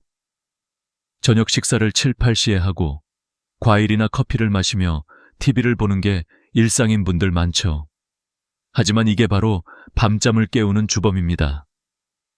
소화기관은 밤이 되면 쉬어야 합니다. 그런데 늦은 식사나 카페인은 위를 계속 자극합니다. 몸은 쉬고 싶은데 위장은 일하고 있으니 뇌도 함께 깨어 있는 겁니다. 70대 조복남 어르신은 이렇게 말씀하셨습니다. 난 밤에 커피 안 마셔요. 낮 3시쯤 한 잔 마시는데. 하지만 그 커피 한 잔의 카페인은 밤 10시까지 몸속에 남아 있었습니다. 결국 그 한 잔이 숙면을 방해한 겁니다. 그래서 저는 말씀드렸습니다. 커피, 홍차, 녹차, 초콜릿은 오후 2시 이후엔 피하세요. 그리고 저녁 식사는 잠들기 최소 3시간 전에 끝내세요. 그렇게 2주만 실천하자 어르신은 말씀하셨습니다. 요즘은 베개만 닿으면 잠이 와요. 커피 하나 줄였을 뿐인데 세상이 달라졌어요. 네 번째 비결은 몸의 온도를 조절하는 것입니다. 잠은 천이 떨어질 때 찾아옵니다. 그래서 손과 발이 따뜻해야 합니다. 잠들기 전 따뜻한 물에 손발을 담그거나 따뜻한 수건으로 닦아주면 혈액순환이 좋아지고 몸 중심의 열이 서서히 빠져나가면서 깊은 잠이 옵니다. 제가 기억하는 68세 김성자 할머니는 이렇게 하셨습니다. 매일 밤 족욕을 10분만 하고 다리를 살살 주무르셨죠. 그 결과 평생 먹던 수면제를 끊었습니다. 이게 이렇게 쉬운 일이었나요? 그분의 눈빛엔 오랜 고통에서 벗어난 안도감이 가득했습니다. 마지막으로 잠들기 전에 조용한 의식을 만들어 보세요. 책 한 장, 조용한 음악, 혹은 하루의 감사를 기록하는 노트. 이런 작은 의식이 뇌에게 이제 쉴 시간이야 라는 신호를 줍니다. 그 신호가 멜라토닌을 깨웁니다. 이 5가지 비결은 절대 어렵지 않습니다. 약도, 돈도, 기계도 필요 없습니다. 그저 시간과 의지만 있으면 됩니다. 오늘 밤 불을 조금 낮추고 조용히 숨을 내쉬어 보세요. 당신의 몸은 이미 알고 있습니다. 이제 잠들 시간이야. 그때 진짜 잠이 옵니다. 지금까지 잠의 리듬과 환경, 그리고 생활 습관에 대해 이야기했죠. 이제 마지막 단계입니다. 오늘 밤부터 바로 실행할 수 있는 실전 수면 루틴을 알려드리겠습니다. 약도, 기계도, 병원도 필요 없습니다. 단지 하루의 순서를 조금 바꾸는 것만으로 충분합니다. 먼저 아침의 시작이 가장 중요합니다. 잠은 밤에만 만들어지는 게 아닙니다. 아침부터 이미 오늘 밤의 잠을 준비하고 있는 겁니다. 햇빛은 우리 몸의 생체 시계를 다시 맞춰주는 강력한 신호입니다. 눈으로 빛을 보면 뇌는 지금은 낮이다 라고 인식하고 그 순간부터 정확히 14시간 뒤 멜라토닌이 분비되기 시작합니다.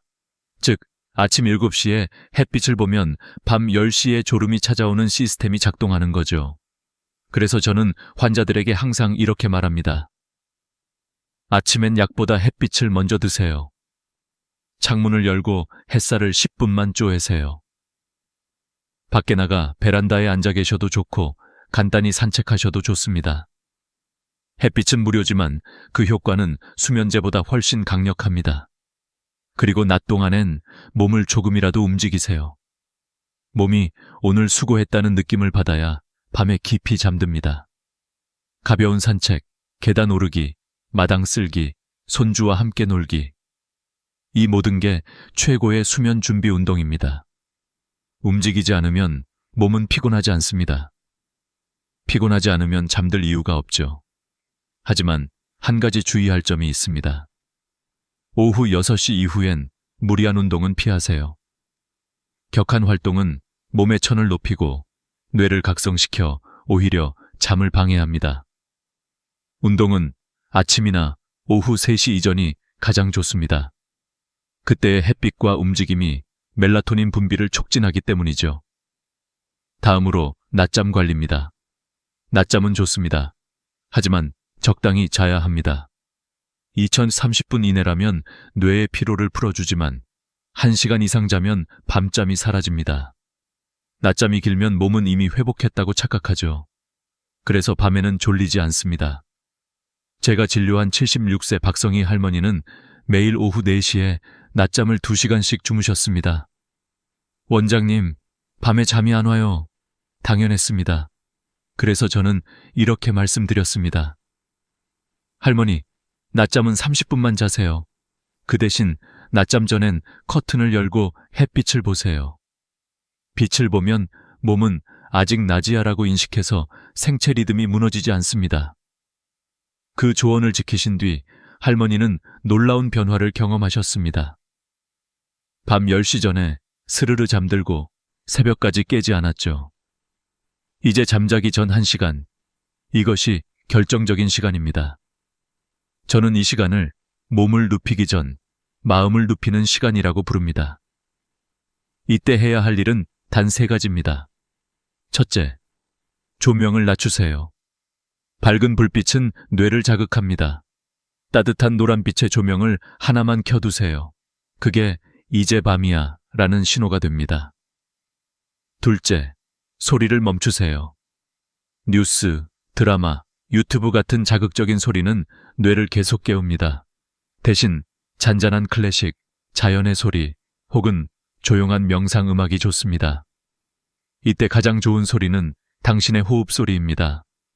4초 들이쉬고 6초 내쉬는 깊은 호흡을 반복하세요. 그 리듬에 뇌가 맞춰지면 어느새 잠의 문이 열립니다. 셋째, 감사 노트를 쓰세요. 오늘 하루 잘된 일 1가지, 감사한 일 1가지를 적는 겁니다. 오늘 손주가 전화해줘서 기뻤다. 햇빛이 따뜻해서 좋았다. 이 짧은 문장은 마음의 온도를 낮춰줍니다. 불안과 긴장을 내려놓는 가장 간단한 방법입니다. 마지막으로 손과 발을 따뜻하게 해주세요. 따뜻한 물에 담그거나 수건으로 감싸면 혈액순환이 좋아지고 몸 중심의 열이 천천히 빠져나갑니다. 그때 비로소 깊은 잠이 시작됩니다. 이 모든 과정을 마치고 나면 불을 끄고 눈을 감으세요. 그때 몸은 이렇게 속삭일 겁니다. 오늘은 괜찮아. 이제 푹 쉬자. 잠은 억지로 잡는 게 아닙니다. 준비가 되었을 때 저절로 찾아오는 친구입니다. 오늘부터 이 루틴을 실천해 보세요. 며칠 후 아침에 이런 말이 절로 나올 겁니다. 오랜만에 진짜 잠을 잤다. 그리고 그 순간부터 당신의 하루는 다시 빛나기 시작할 겁니다. 이제 여러분께 마지막으로 꼭 드리고 싶은 말이 있습니다. 잠은 단순히 피로를 푸는 행위가 아닙니다. 잠은 우리 인생의 회복장치이며 기억을 저장하는 시간이고 몸과 마음이 다시 태어나는 순간입니다. 이 시간을 잃는다는 건 하루의 절반을 잃는 것과 같습니다. 저는 수많은 환자들을 만나며 이런 말을 자주 들었습니다. 원장님, 이 나이에 잠 좀 못 자는 게 뭐 그리 큰일입니까? 하지만 저는 단호히 말합니다. 잠을 잃는 순간 인생의 질도 함께 무너집니다. 한 번은 78세 정동철 어르신이 제게 찾아오셨습니다. 평생 새벽 4시에 일어나 시장에 나가시던 분이었죠.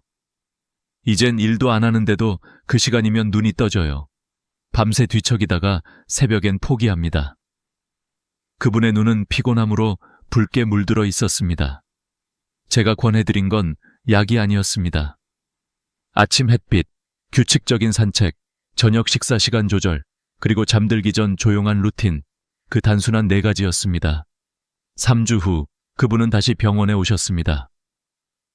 원장님, 덕분에 이제는 새벽 4시가 아니라 6시에 일어납니다. 그리고 아침 공기가 이렇게 상쾌한 줄 몰랐어요. 그 미소는 40년 동안 일하던 때보다 훨씬 밝았습니다. 그분이 하신 말씀 중 아직도 제 마음에 남은 한 문장이 있습니다. 잠을 되찾고 나니 인생이 다시 시작된 것 같습니다. 여러분, 잠은 단지 피곤한 몸을 쉬게 하는 시간이 아닙니다. 당신의 세포가 회복하고 기억이 정리되고 마음이 정돈되는 삶의 재부칭 시간입니다. 이 시간을 가볍게 여기지 마세요. 당신의 인생이 얼마나 풍요롭고 행복할 수 있는지는 얼마나 잘 자느냐에 달려 있습니다. 제가 말씀드린 5가지 원칙 꼭 기억하세요. 1. 아침 햇빛으로 하루를 시작하기. 2. 낮에는 몸을 움직이기. 3. 오후엔 카페인과 과식 피하기. 4. 밤 10시 이전에 조명을 줄이고 마음을 쉬게 하기. 5. 매일 같은 시간에 자고 같은 시간에 일어나기. 이 5가지를 실천하는 순간 당신의 몸은 기억할 겁니다. 이제는 편히 자도 괜찮아. 그리고 언젠가 당신도 이렇게 말하게 될 겁니다. 나는 이제 매일 밤이 기다려진다. 그 밤은 고요하고 따뜻하며 당신이 평생 꿈꿔왔던 진짜 휴식의 시간일 것입니다. 오늘 영상이 여러분께 작게나마 도움이 되었다면 지금 좋아요와 구독을 눌러주세요. 여러분의 그 한 번의 클릭이 더 많은 어르신들이 이 정보를 알고 편안한 밤을 되찾는데 큰 힘이 됩니다. 그리고 오늘 밤 이 영상을 보신 당신에게 제가 꼭 드리고 싶은 한마디. 오늘은 걱정 내려놓고 그냥 편히 주무세요. 당신의 몸은 이미 충분히 수고하셨습니다. 여러분 모두 편안한 밤 되세요. 그리고 내일 아침 이렇게 속삭이길 바랍니다. 오늘은 참 잘 잤다. 은행에서 현금을 찾으러 갈 때마다 왠지 모르게 마음이 불편했던 적 있으신가요? 창구 앞에 서서 돈을 인출하면서 이거 괜찮을까? 국세청에서 이상하게 보는 건 아닐까? 하고 괜히 신경이 쓰이셨던 적 말입니다. 사실 이건 누구나 겪는 자연스러운 감정이에요. 저도 오랜 세무 현장에서 수많은 어르신들을 만나 뵙다 보면 대부분이 이런 불안을 마음속에 품고 계셨습니다. 얼마 전 78세 김옥분 할머니께서 제 사무실로 찾아오셨습니다. 할머니는 제 손을 꼭 잡고 눈시울을 붉히셨습니다. 세무사님, 평생 아끼고 모은 돈인데 은행에서 몇백만 원만 찾아도 죄를 짓는 것 같아요. 국세청에서 다 보고 있는 것 같아서요. 자식들한테 피해 갈까봐 잠도 안 옵니다. 그 말씀을 들었을 때 저는 참 가슴이 먹먹했습니다. 김 할머니만의 이야기가 아니었기 때문입니다. 저는 수십 년간 상담하면서 똑같은 고민을 들어왔습니다. 병원비를 내기 위해, 손주들 용돈을 챙겨주기 위해, 혹은 생활비를 마련하기 위해 현금을 인출하려는데도 괜히 찜찜해서 한참을 망설이시는 분들. 이거 누가 보고 있는 건 아닐까? 괜히 자식들한테 피해 주는 건 아닐까? 이런 생각이 머리를 맴돌면서 마음이 편치 않다고들 하셨습니다. 그런데 여러분, 이 불안감은 결코 여러분만의 문제가 아닙니다. 지금 이 순간에도 전국의 수많은 어르신들이 똑같은 걱정을 하고 계십니다. 심지어 어떤 분은 현금을 찾는 대신 굳이 카드를 쓰거나 꼭 필요한 돈도 통장에서 꺼내지 못하고 그냥 놔두는 경우도 많아요. 괜히 움직였다가 문제 생기면 어쩌지? 그 생각 하나 때문에 자신이 땀 흘려 번 돈을 제대로 쓰지 못하는 겁니다. 사실 이 불안감의 뿌리는 정보 부족에서 시작됩니다. 국세청이 우리 통장을 전부 들여다보고 있다는 오해, 그리고 현금을 조금이라도 인출하면 바로 조사받는다는 잘못된 소문들. 이런 이야기들이 입소문처럼 퍼지면서 사람들의 마음속에 두려움이 자리 잡았습니다. 하지만 제가 말씀드리고 싶은 건 아주 단순합니다. 국세청은 여러분의 모든 거래를 감시하지 않습니다. 감시받는다는 생각이 아니라 시스템적으로 확인이 가능한 구조라는 걸 아시면 훨씬 마음이 편해지실 겁니다. 제가 만난 또 다른 분, 82세 이광자 어르신은 이런 말씀을 하셨습니다. 세무사님, 현금을 찾을 때마다 은행 직원이 저를 의심하는 눈빛으로 보는 것 같아요. 하지만 그건 단지 어르신의 마음속 불안이 만든 착각이었습니다. 은행 직원도 법에 따라 정해진 절차를 지킬 뿐 누구 한 사람을 특별히 감시하는 건 아닙니다. 다만 일정한 금액을 초과하면 자동 보고되는 시스템이 있을 뿐이에요. 그건 범죄자만이 아니라 모든 국민에게 공통으로 적용되는 안전장치입니다. 이처럼 오해가 쌓여서 불안이 커진 거예요. 그래서 저는 이 영상을 통해 그 불안을 풀어드리고 싶었습니다. 김옥분 할머니처럼 밤잠을 설치지 않도록 여러분이 마음 편히 생활비를 인출하고 손주들에게 용돈을 주실 수 있도록 말이죠. 오늘 이야기의 목적은 단 하나입니다. 여러분의 평생 번 돈을 불안 없이 당당하게, 현명하게 사용하는 법. 그렇다면 국세청은 정말 우리 돈을 다 들여다보고 있을까요? 그리고 그 시스템이라는 건 도대체 어떻게 작동하고 있을까요? 다음 부분에서 그 눈의 원리, 즉 국세청이 우리 금융 정보를 어떻게 받게 되는지를 아주 쉽게 풀어드리겠습니다. 이 구조를 이해하셔야 불안이 사라지고 제가 알려드릴 현금 인출의 황금률을 완벽히 이해하실 수 있을 겁니다. 이제 다음 이야기로 넘어가 볼까요? 우리의 통장에서 국세청까지 그 길의 진짜 구조를 하나씩 짚어드리겠습니다. 이제 많은 분들이 궁금해하시는 부분으로 넘어가 볼까요? 도대체 국세청은 어떻게 우리 통장 속 현금 흐름을 아는 걸까? 사람들은 막연히 다 들여다본다고 생각하지만 사실은 명확한 절차와 단계가 있습니다. 그 과정을 이해하면 불안감이 아니라 이해가 남게 됩니다. 먼저 여러분이 은행에서 돈을 입금하거나 인출할 때 그 정보는 바로 은행의 전산망에 기록됩니다. 이 데이터는 그냥 사라지지 않습니다. 일정 조건을 만족하면 금융정보분석원 FIU로 자동 전달됩니다. FIU는 말 그대로 금융거래를 분석하는 국가기관이에요. 마치 모든 강물이 큰 바다로 흘러가기 전에 지류를 거치는 것처럼 여러분의 금융정보도 FIU를 거쳐 국세청으로 흘러갑니다. 이 과정을 이해하려면 두 단계를 기억하시면 됩니다. 첫 번째 단계는 은행이 보고하는 단계, 두 번째는 FIU가 국세청에 제공하는 단계입니다. 은행은 하루 동안 한 사람의 이름으로 한 은행에서 1천만 원이 넘는 현금 입금이나 출금이 발생하면 자동으로 그 정보를 FIU에 보냅니다.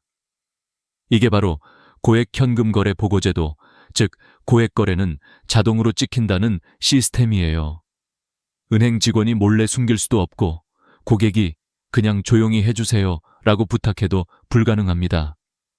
전산 시스템이 알아서 기록하고 보고하기 때문입니다. 이 과정을 조금 더 구체적으로 설명드릴게요. 예를 들어 같은 날 신한은행에서 900만 원을 인출하고 우리은행에서 또 900만 원을 인출했다고 가정해 봅시다. 총 1,800만 원을 인출했으니 당연히 보고될 것 같죠? 하지만 아닙니다. 이 제도는 은행별로 따로 계산하기 때문에 각 은행에서 1천만 원을 넘지 않으면 자동 보고 대상이 되지 않습니다. 이 작은 원리를 알고 있으면 나중에 제가 알려드릴 현금 인출의 첫 번째 황금률을 훨씬 잘 이해하실 수 있습니다. 또 한 가지 주의해야 할 점이 있습니다. 입금과 출금은 합산하지 않습니다. 같은 날, 같은 은행에서 900만 원을 입금하고 900만 원을 출금해도 각각 따로 계산됩니다. 즉, 입출금 합계 1,800만 원이 아니라 입금 900만 원, 출금 900만 원으로 나누어 보는 겁니다. 따라서 보고되지 않습니다. 이쯤 되면 그럼 ATM에서 조금 뽑고 창구에서 또 뽑으면 괜찮겠네? 라고 생각하실 수도 있죠. 하지만 그건 아닙니다. ATM이든 창구든 한 은행에서 하루 총 인출액이 1천만 원을 넘으면 자동 보고됩니다. 즉, 방법이 다르더라도 결과는 같다는 거죠. 그리고 중요한 포인트 하나 더 있습니다. 이 보고 제도는 현금으로 직접 주고받을 때만 해당됩니다. 계좌이체나 수표 거래는 별도의 기록이 남기 때문에 FIU 보고 대상이 아닙니다. 예를 들어 1천만 원짜리 수표를 뽑아도 그것을 바로 현금으로 바꾸지 않는 이상 자동 보고되지 않습니다. 하지만 나중에 그 수표를 현금으로 교환하면 그때는 보고가 됩니다. 왜냐하면 현금 거래가 그 순간 발생하기 때문이죠. 이쯤에서 많은 분들이 고개를 끄덕이십니다. 아, 그래서 은행 직원이 이유를 묻는 거구나.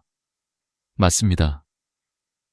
은행 직원들은 단순히 호기심이 아니라 법적 의무 때문에 물어보는 겁니다. 만약 보고해야 할 거래를 놓치거나 일부러 숨기면 직원 자신이 처벌받습니다. 은행 전체가 제재를 받을 수도 있죠.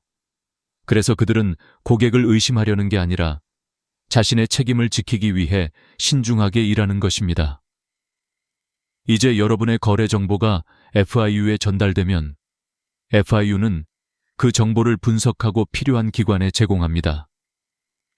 대표적으로 경찰청, 검찰, 국세청이 있습니다. 이 기관들은 FIU에서 제공받은 데이터를 통해 불법 자금이나 세금 탈루 가능성을 조사합니다. 특히 국세청은 매년 수만 건의 세무조사에서 이 정보를 활용하고 있습니다. 최근 5년 동안 FIU 정보를 이용해 추징한 세금이 10조 원을 넘는다는 통계도 있죠. 이 모든 사실을 알면 우리는 두 가지를 깨닫게 됩니다. 하나는 국세청은 모든 사람을 감시하는 게 아니라 비정상적인 흐름을 찾는 것이다. 둘째는 우리가 법의 구조를 이해하면 불필요한 오해를 피할 수 있다. 이제 불안해할 필요가 없습니다. 이 시스템은 여러분을 괴롭히기 위한 것이 아니라 사회 전체의 투명성을 위한 장치입니다. 다음 부분에서는 이 제도들이 어떻게 우리의 일상생활 속에서 의심거래로 연결되는지를 알려드리겠습니다. 1천만 원을 넘지 않아도 보고되는 경우가 있다. 바로 그 숨은 함정, 의심거래 보고 제도에 대해 이야기해 보겠습니다. 여러분, 혹시 이런 생각 해보신 적 있으신가요? 그럼 나는 괜찮겠네. 1천만 원 넘지 않게만 인출하면 되는 거잖아. 아마 대부분 그렇게 생각하실 겁니다. 하지만 현실은 그렇게 단순하지 않습니다. 바로 여기 많은 분들이 모르는 의심거래 보고 제도라는 또 하나의 함정이 숨어 있습니다. 이 제도는 금액이 아니라 행동 패턴을 봅니다. 즉, 1천만 원을 넘기지 않아도 수상한 행동이라고 판단되면 그 즉시 보고 대상이 됩니다. 이걸 전문 용어로 STR, Suspicious Transaction Report라고 부르죠. 은행 직원이 거래 내역을 보다가 이건 조금 이상한데? 하고 느끼면 FIU에 바로 보고할 수 있습니다. 자, 예를 하나 들어볼까요? 70대 박순자 할머니는 생활비와 손주 용돈을 따로 관리하시기 위해 매일 900만 원씩 인출하셨습니다. 하루도 빠짐없이 999만 원 밑으로만 말이죠. 나는 법 안에서만 행동하는 거야 하며 안심하셨습니다. 그런데 어느 날 국세청에서 연락이 왔습니다.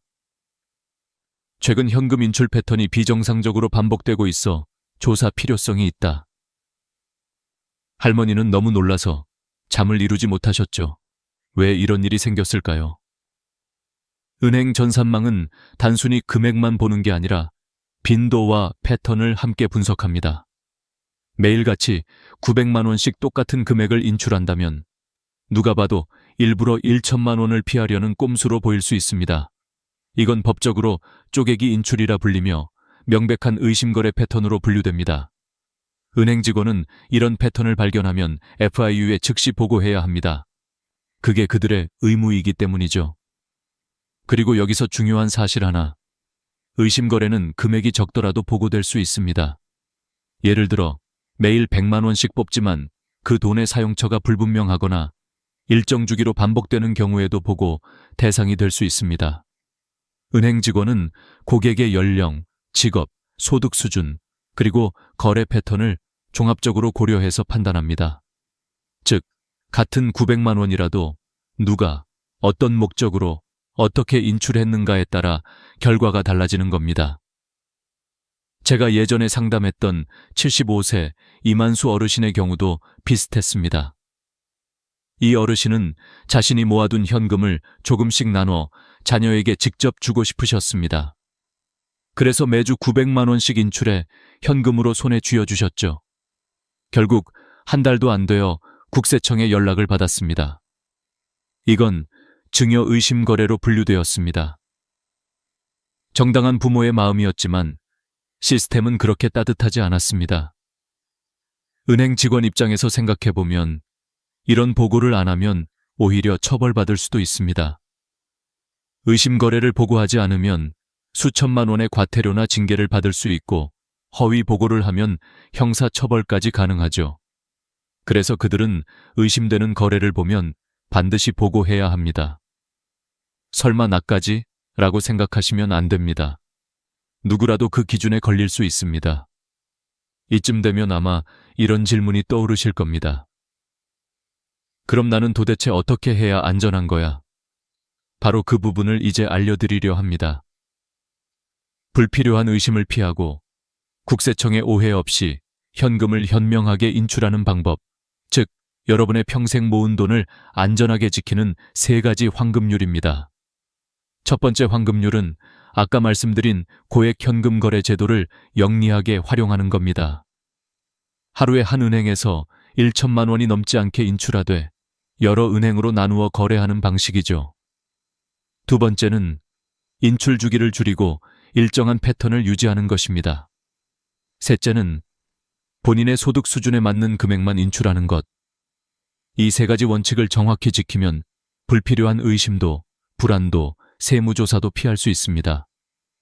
그럼 이제 다음 이야기에서는 실제 어르신들의 사례를 통해 이 황금률을 어떻게 적용할 수 있는지 보여드리겠습니다. 이건 단순한 이론이 아닙니다. 여러분처럼 평생 일하며 모은 돈을 지키기 위해 실천한 사람들의 생생한 경험담입니다.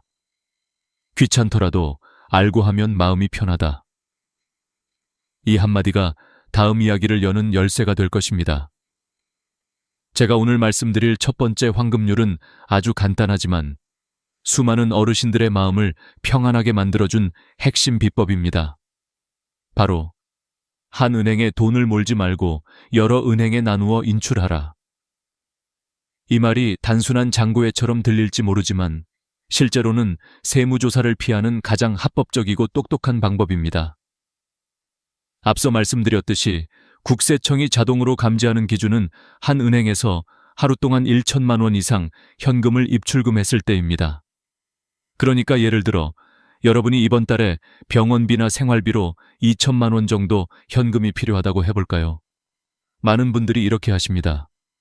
내가 거래하는 주거래 은행 하나 있으니까 그냥 한 번에 2천만 원 찾자. 그 순간 여러분의 거래 내역은 FIU의 고액 현금 거래 보고 시스템에 바로 포착됩니다. 단 1분도 걸리지 않습니다. 하지만 제가 수십 명의 어르신들과 함께 실천해 본 결과 이 과정을 아주 단순하게 바꾸는 것만으로도 상황은 완전히 달라졌습니다.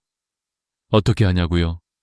예를 들어 2천만 원이 필요하면 이렇게 하시면 됩니다. 하나은행에서 900만 원, 우리은행에서 900만 원, 그리고 농협에서 200만 원. 이렇게 세 군데로 나누어 인출하는 겁니다. 이 경우 각 은행에서의 인출액은 모두 1천만 원 미만이므로 FIU의 자동 보고 대상이 되지 않습니다. 물론 나이도 있는데 은행 세 군데를 어떻게 다녀요? 라고 하시는 분도 계십니다. 맞아요. 불편할 수 있습니다. 하지만 한번 생각해 보세요. 국세청의 서류 요청을 받고 은행 거래 내역을 소명하고 세무서를 몇 번이나 들락날락하는 그 스트레스에 비하면 이 정도의 수고는 오히려 가장 값싼 보험입니다. 제가 상담했던 76세 박금자 어르신의 사례를 말씀드릴게요. 할머니는 매달 자녀들에게 생활비를 1천만 원 이상 현금으로 주셨습니다. 그냥 자식 도와주는 건데 무슨 문제가 있겠어요? 라고 하셨죠. 하지만 몇 달 뒤 국세청에서 전화가 왔습니다. 현금 인출 내역이 비정상적으로 반복되고 있습니다. 사용처를 소명해 주세요. 그때의 충격은 이루 말할 수 없었습니다. 할머니는 억울하셨죠. 평생 정직하게 모은 돈인데 마치 죄인처럼 느껴졌다고요. 제가 조용히 말씀드렸습니다. 할머니, 앞으로는 여러 은행에 나눠서 인출해 보세요. 한 곳에서 1천만 원을 넘기지 않게만 하시면 됩니다. 할머니는 처음엔 고개를 저으셨습니다. 세무사님, 다리도 아프고 은행 세 군데를 어떻게 돌아다녀요? 하지만 결국 시도하셨습니다. 세무서에서 서류 달라는 전화가 끊기고 나니까 마음이 얼마나 편한지 몰라요. 이제 은행 가는 게 운동이라고 생각해요. 그 후로 할머니는 매달 분산 인출을 꾸준히 실천하셨고 더 이상 국세청에 연락은 오지 않았습니다.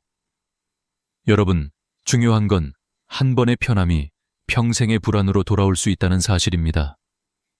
FIU에 보고된 정보는 단순히 기록으로만 남는 게 아닙니다. 필요할 때 언제든 국세청, 경찰청, 검찰청으로 전달될 수 있습니다. 그렇기 때문에 한 번에 몰아서 인출하지 않기는 단순한 생활 습관이 아니라 여러분의 자산을 스스로 보호하는 지혜로운 행동입니다. 저는 이 원칙을 조용한 분산의 법칙이라고 부릅니다.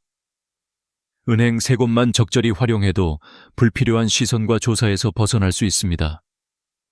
게다가 요즘은 대부분 은행이 스마트폰 앱으로 간단히 현금 예약 인출을 지원하니까 창구에서 오래 기다릴 필요도 없습니다. 여러분의 평생 모은 돈은 여러분이 안전하게 마음 편히 쓰셔야 합니다. 세무조사 걱정 때문에 지갑을 닫고 손주에게 용돈 한 장 못 건네는 인생, 그건 너무 안타깝습니다. 조금의 수고로 불안을 지우고 스스로의 돈을 당당하게 쓸 수 있다면 그건 여러분이 반드시 선택해야 할 자유입니다. 이제 두 번째 황금률로 넘어가겠습니다. 빈도를 줄이고 규칙적으로 인출하라.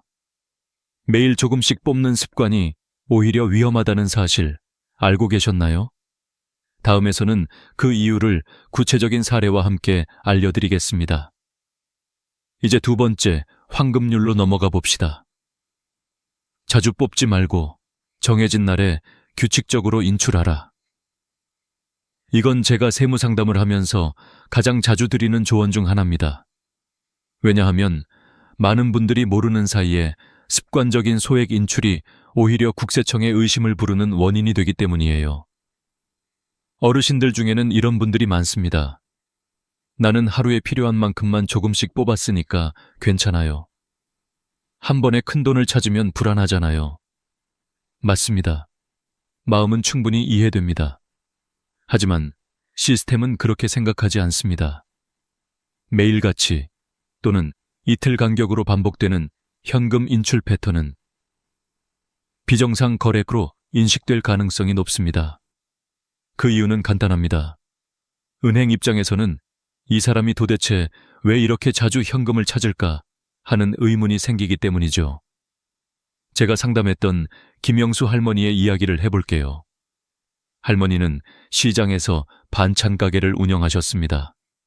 매일 새벽마다 장 보러 가시기 전에 은행에서 50만 원, 100만 원씩 현금을 인출하셨어요.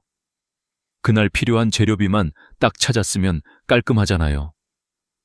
그런데 어느 날 은행 직원이 조용히 물었습니다. 할머니, 요즘 현금 인출이 너무 잦으신데 혹시 큰 거래 있으세요? 며칠 뒤엔 국세청에서 소명 요청이 왔습니다. 최근 현금 인출 빈도가 비정상적으로 높습니다. 할머니는 너무 억울하셨죠. 난 그냥 반찬 재료 사려고 매일 조금씩 뽑은 건데. 하지만 시스템은 감정이 없습니다. 그저 숫자와 패턴으로만 판단합니다. 매일 반복되는 인출, 비정상적인 현금 흐름, 그게 현실입니다. 제가 할머니께 말씀드렸습니다. 할머니, 이제 매일 뽑지 마시고요. 한 번에 1, 2주일치 필요한 금액을 정해진 요일에만 인출하세요. 처음엔 그럼 너무 많아서 불안해요 하셨지만 곧 익숙해지셨어요. 일주일에 한 번, 금요일 오전 10시. 그 시간만 되면 시장 보기 전에 딱 한 번 인출하셨습니다. 그 결과 이상 거래 알림도 사라졌고 국세청의 문의도 끊겼습니다. 할머니는 웃으며 그러시더군요. 이제 장사하면서도 마음이 편해요. 돈 쓸 때마다 긴장하지 않아도 돼요. 여러분, 여기서 중요한 건 패턴입니다. 금액이 아니라 리듬이에요.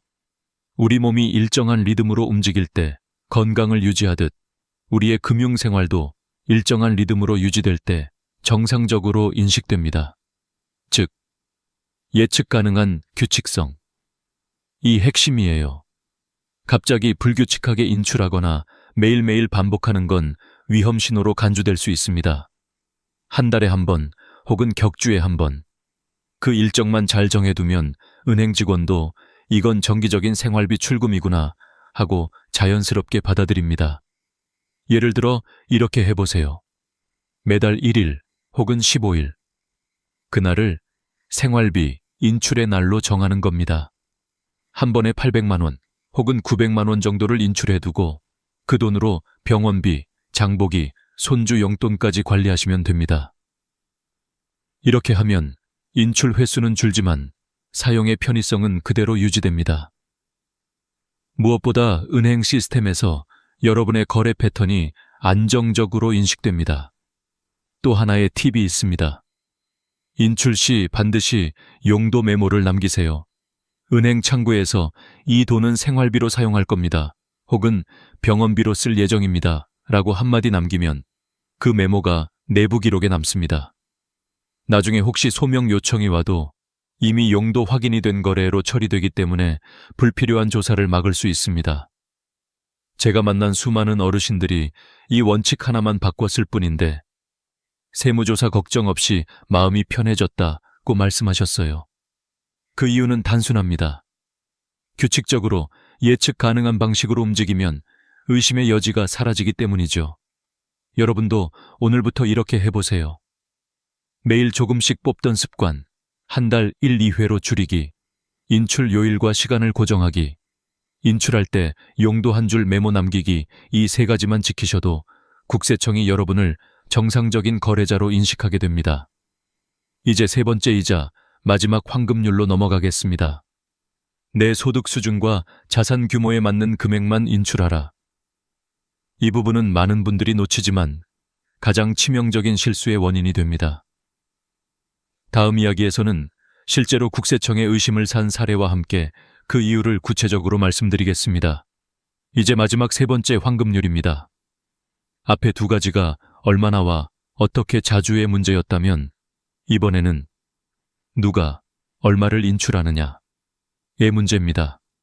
바로 내 소득 수준과 자산 규모에 맞는 금액만 인출하라. 이건 정말 많은 분들이 간과하고 계신 핵심 포인트입니다. 국세청이나 은행은 단순히 금액만 보지 않습니다. 그 돈이 그 사람의 경제 수준에서 합리적인가를 함께 봅니다. 예를 들어 볼까요? 매달 연금 100만 원을 받는 분이 한 달에 900만 원씩 현금을 인출한다면 아무리 합법적인 돈이라 해도 은행 직원 입장에선 이렇게 생각할 겁니다. 아니, 이분은 어디서 이렇게 많은 현금이 나오지? 그 순간 그 거래는 소득 대비 과도한 현금 흐름구로 분류되고 FIU의 의심 거래로 보고될 수 있습니다. 제가 상담했던 이만수 할아버지의 사례가 바로 그런 경우였어요. 할아버지는 몇 년 전 살던 아파트를 팔고 일부 매매 대금을 현금으로 받아두셨습니다. 그 돈을 자녀들에게 나눠주기 위해 매달 500만 1천만 원씩 현금을 인출하셨죠. 그런데 몇 달 뒤 국세청에서 연락이 왔습니다. 고액 현금 인출이 반복되고 있으며 자금 출처를 소명하라. 할아버지는 너무 억울해 하셨습니다. 내가 평생 벌어 모은 돈인데 왜 조사까지 받아야 해? 이건 불법이 아니었지만 패턴상 비정상으로 보였기 때문이죠. 결국 저는 할아버지께 말씀드렸습니다. 이런 경우에는 계좌이체를 통한 자금 이동이 가장 안전합니다. 그리고 증여세 신고를 정식으로 진행해 드렸습니다. 그 결과 할아버지는 조사 대상에서 벗어났고 이제는 떳떳하게 자식들 도와줄 수 있어요 하며 환하게 웃으셨죠. 여러분, 여기서 배워야 할 교훈은 간단합니다. 소득 대비 합리적인 금액만 현금으로 인출하세요. 예를 들어 매달 연금 200만 원을 받으신다면 100만 예패 50만 원 정도 현금 인출은 자연스럽습니다. 하지만 매달 700만 원, 900만 원씩 현금을 뽑는다면 그건 불필요한 의심을 살 수 있습니다. 또한 고액 현금이 꼭 필요하다면 출처 증빙을 반드시 준비해 두세요. 예를 들어 부동산 계약금이나 병원비처럼 큰 돈이 필요한 경우라면 부동산 매매 계약서, 병원 진료비 명세서 또는 현금 수입 증빙 자료를 함께 보관해 두는 겁니다. 이런 서류 하나가 세무조사를 막는 방패가 되어줍니다. 또 한 가지 중요한 포인트가 있습니다. 자녀나 손주에게 돈을 주실 때 절대 현금으로 건네지 마세요. 계좌이체로 보내고 증여세 신고를 함께 하라. 이게 가장 확실하고 안전한 방법입니다. 많은 어르신들이 현금으로 주는 게 전기죠. 하시지만 그 정이 나중에 세금 문제로 바뀌면 가족 간 오해가 생길 수 있습니다. 따뜻한 마음이 불필요한 부담이 되지 않게 기록을 남기세요. 제가 도왔던 전계자 할머니의 경우가 그렇습니다. 할머니는 손주 대학 등록금을 도와주려고 2천만 원을 현금으로 인출해 건네셨습니다. 그 후 3개월 뒤 국세청에서 연락이 왔습니다. 출처 불분명 현금 증여 의심. 할머니는 너무 놀라셨죠. 결국 저는 계좌이체 기록과 자녀 통장 입금 내역을 새로 만들어 제출했고 그제야 조사가 종결됐습니다. 아이고 세무사님, 다음부턴 그냥 계좌로 보내야겠어요. 그날 할머니는 고개를 끄덕이며 그러시더군요. 이처럼 현금 거래는 투명함이 생명입니다. 여러분이 아무리 정당하게 돈을 쓰더라도 기록이 없으면 시스템은 그것을 의심으로 인식합니다. 그러니 언제나 보이는 흔적을 남기세요. 마지막으로 정리해 볼까요? 오늘 말씀드린 현금 인출의 3가지 환급률 꼭 기억하세요. 1. 한 은행에서 1천만 원 이상 인출하지 말고 여러 은행으로 나누기. 2. 인출 빈도를 줄이고 규칙적으로 정해진 날에만 인출하기. 3. 내 소득 수준과 자산 규모에 맞는 합리적 금액만 인출하기. 이 3가지만 지켜도 국세청의 의심을 받을 확률은 거의 제로에 가깝습니다. 여러분의 평생 모은 돈, 여러분의 손으로 지키셔야 합니다. 세무조사보다 더 무서운 건 괜히 걸릴지도 모른다는 불안감입니다. 그 불안이 여러분의 마음을 병들게 하니까요. 오늘부터라도 이 환급률을 기억하고 실천해 보세요. 여러분의 통장은 더 이상 불안의 상징이 아니라 평안의 증거가 될 것입니다. 그리고 혹시라도 어려운 부분이 있다면 전문가와 상의하세요. 한 번의 상담이 수년간의 걱정을 덜어줄 수 있습니다. 다음 영상에서는 여러분의 자산을 안전하게 전달하는 법, 즉 증여와 상속의 실수 없는 절세 전략을 다루어 보겠습니다. 놓치지 않으시려면 구독과 알림 설정을 꼭 눌러주세요. 여러분의 평안하고 당당한 노년을 진심으로 응원합니다.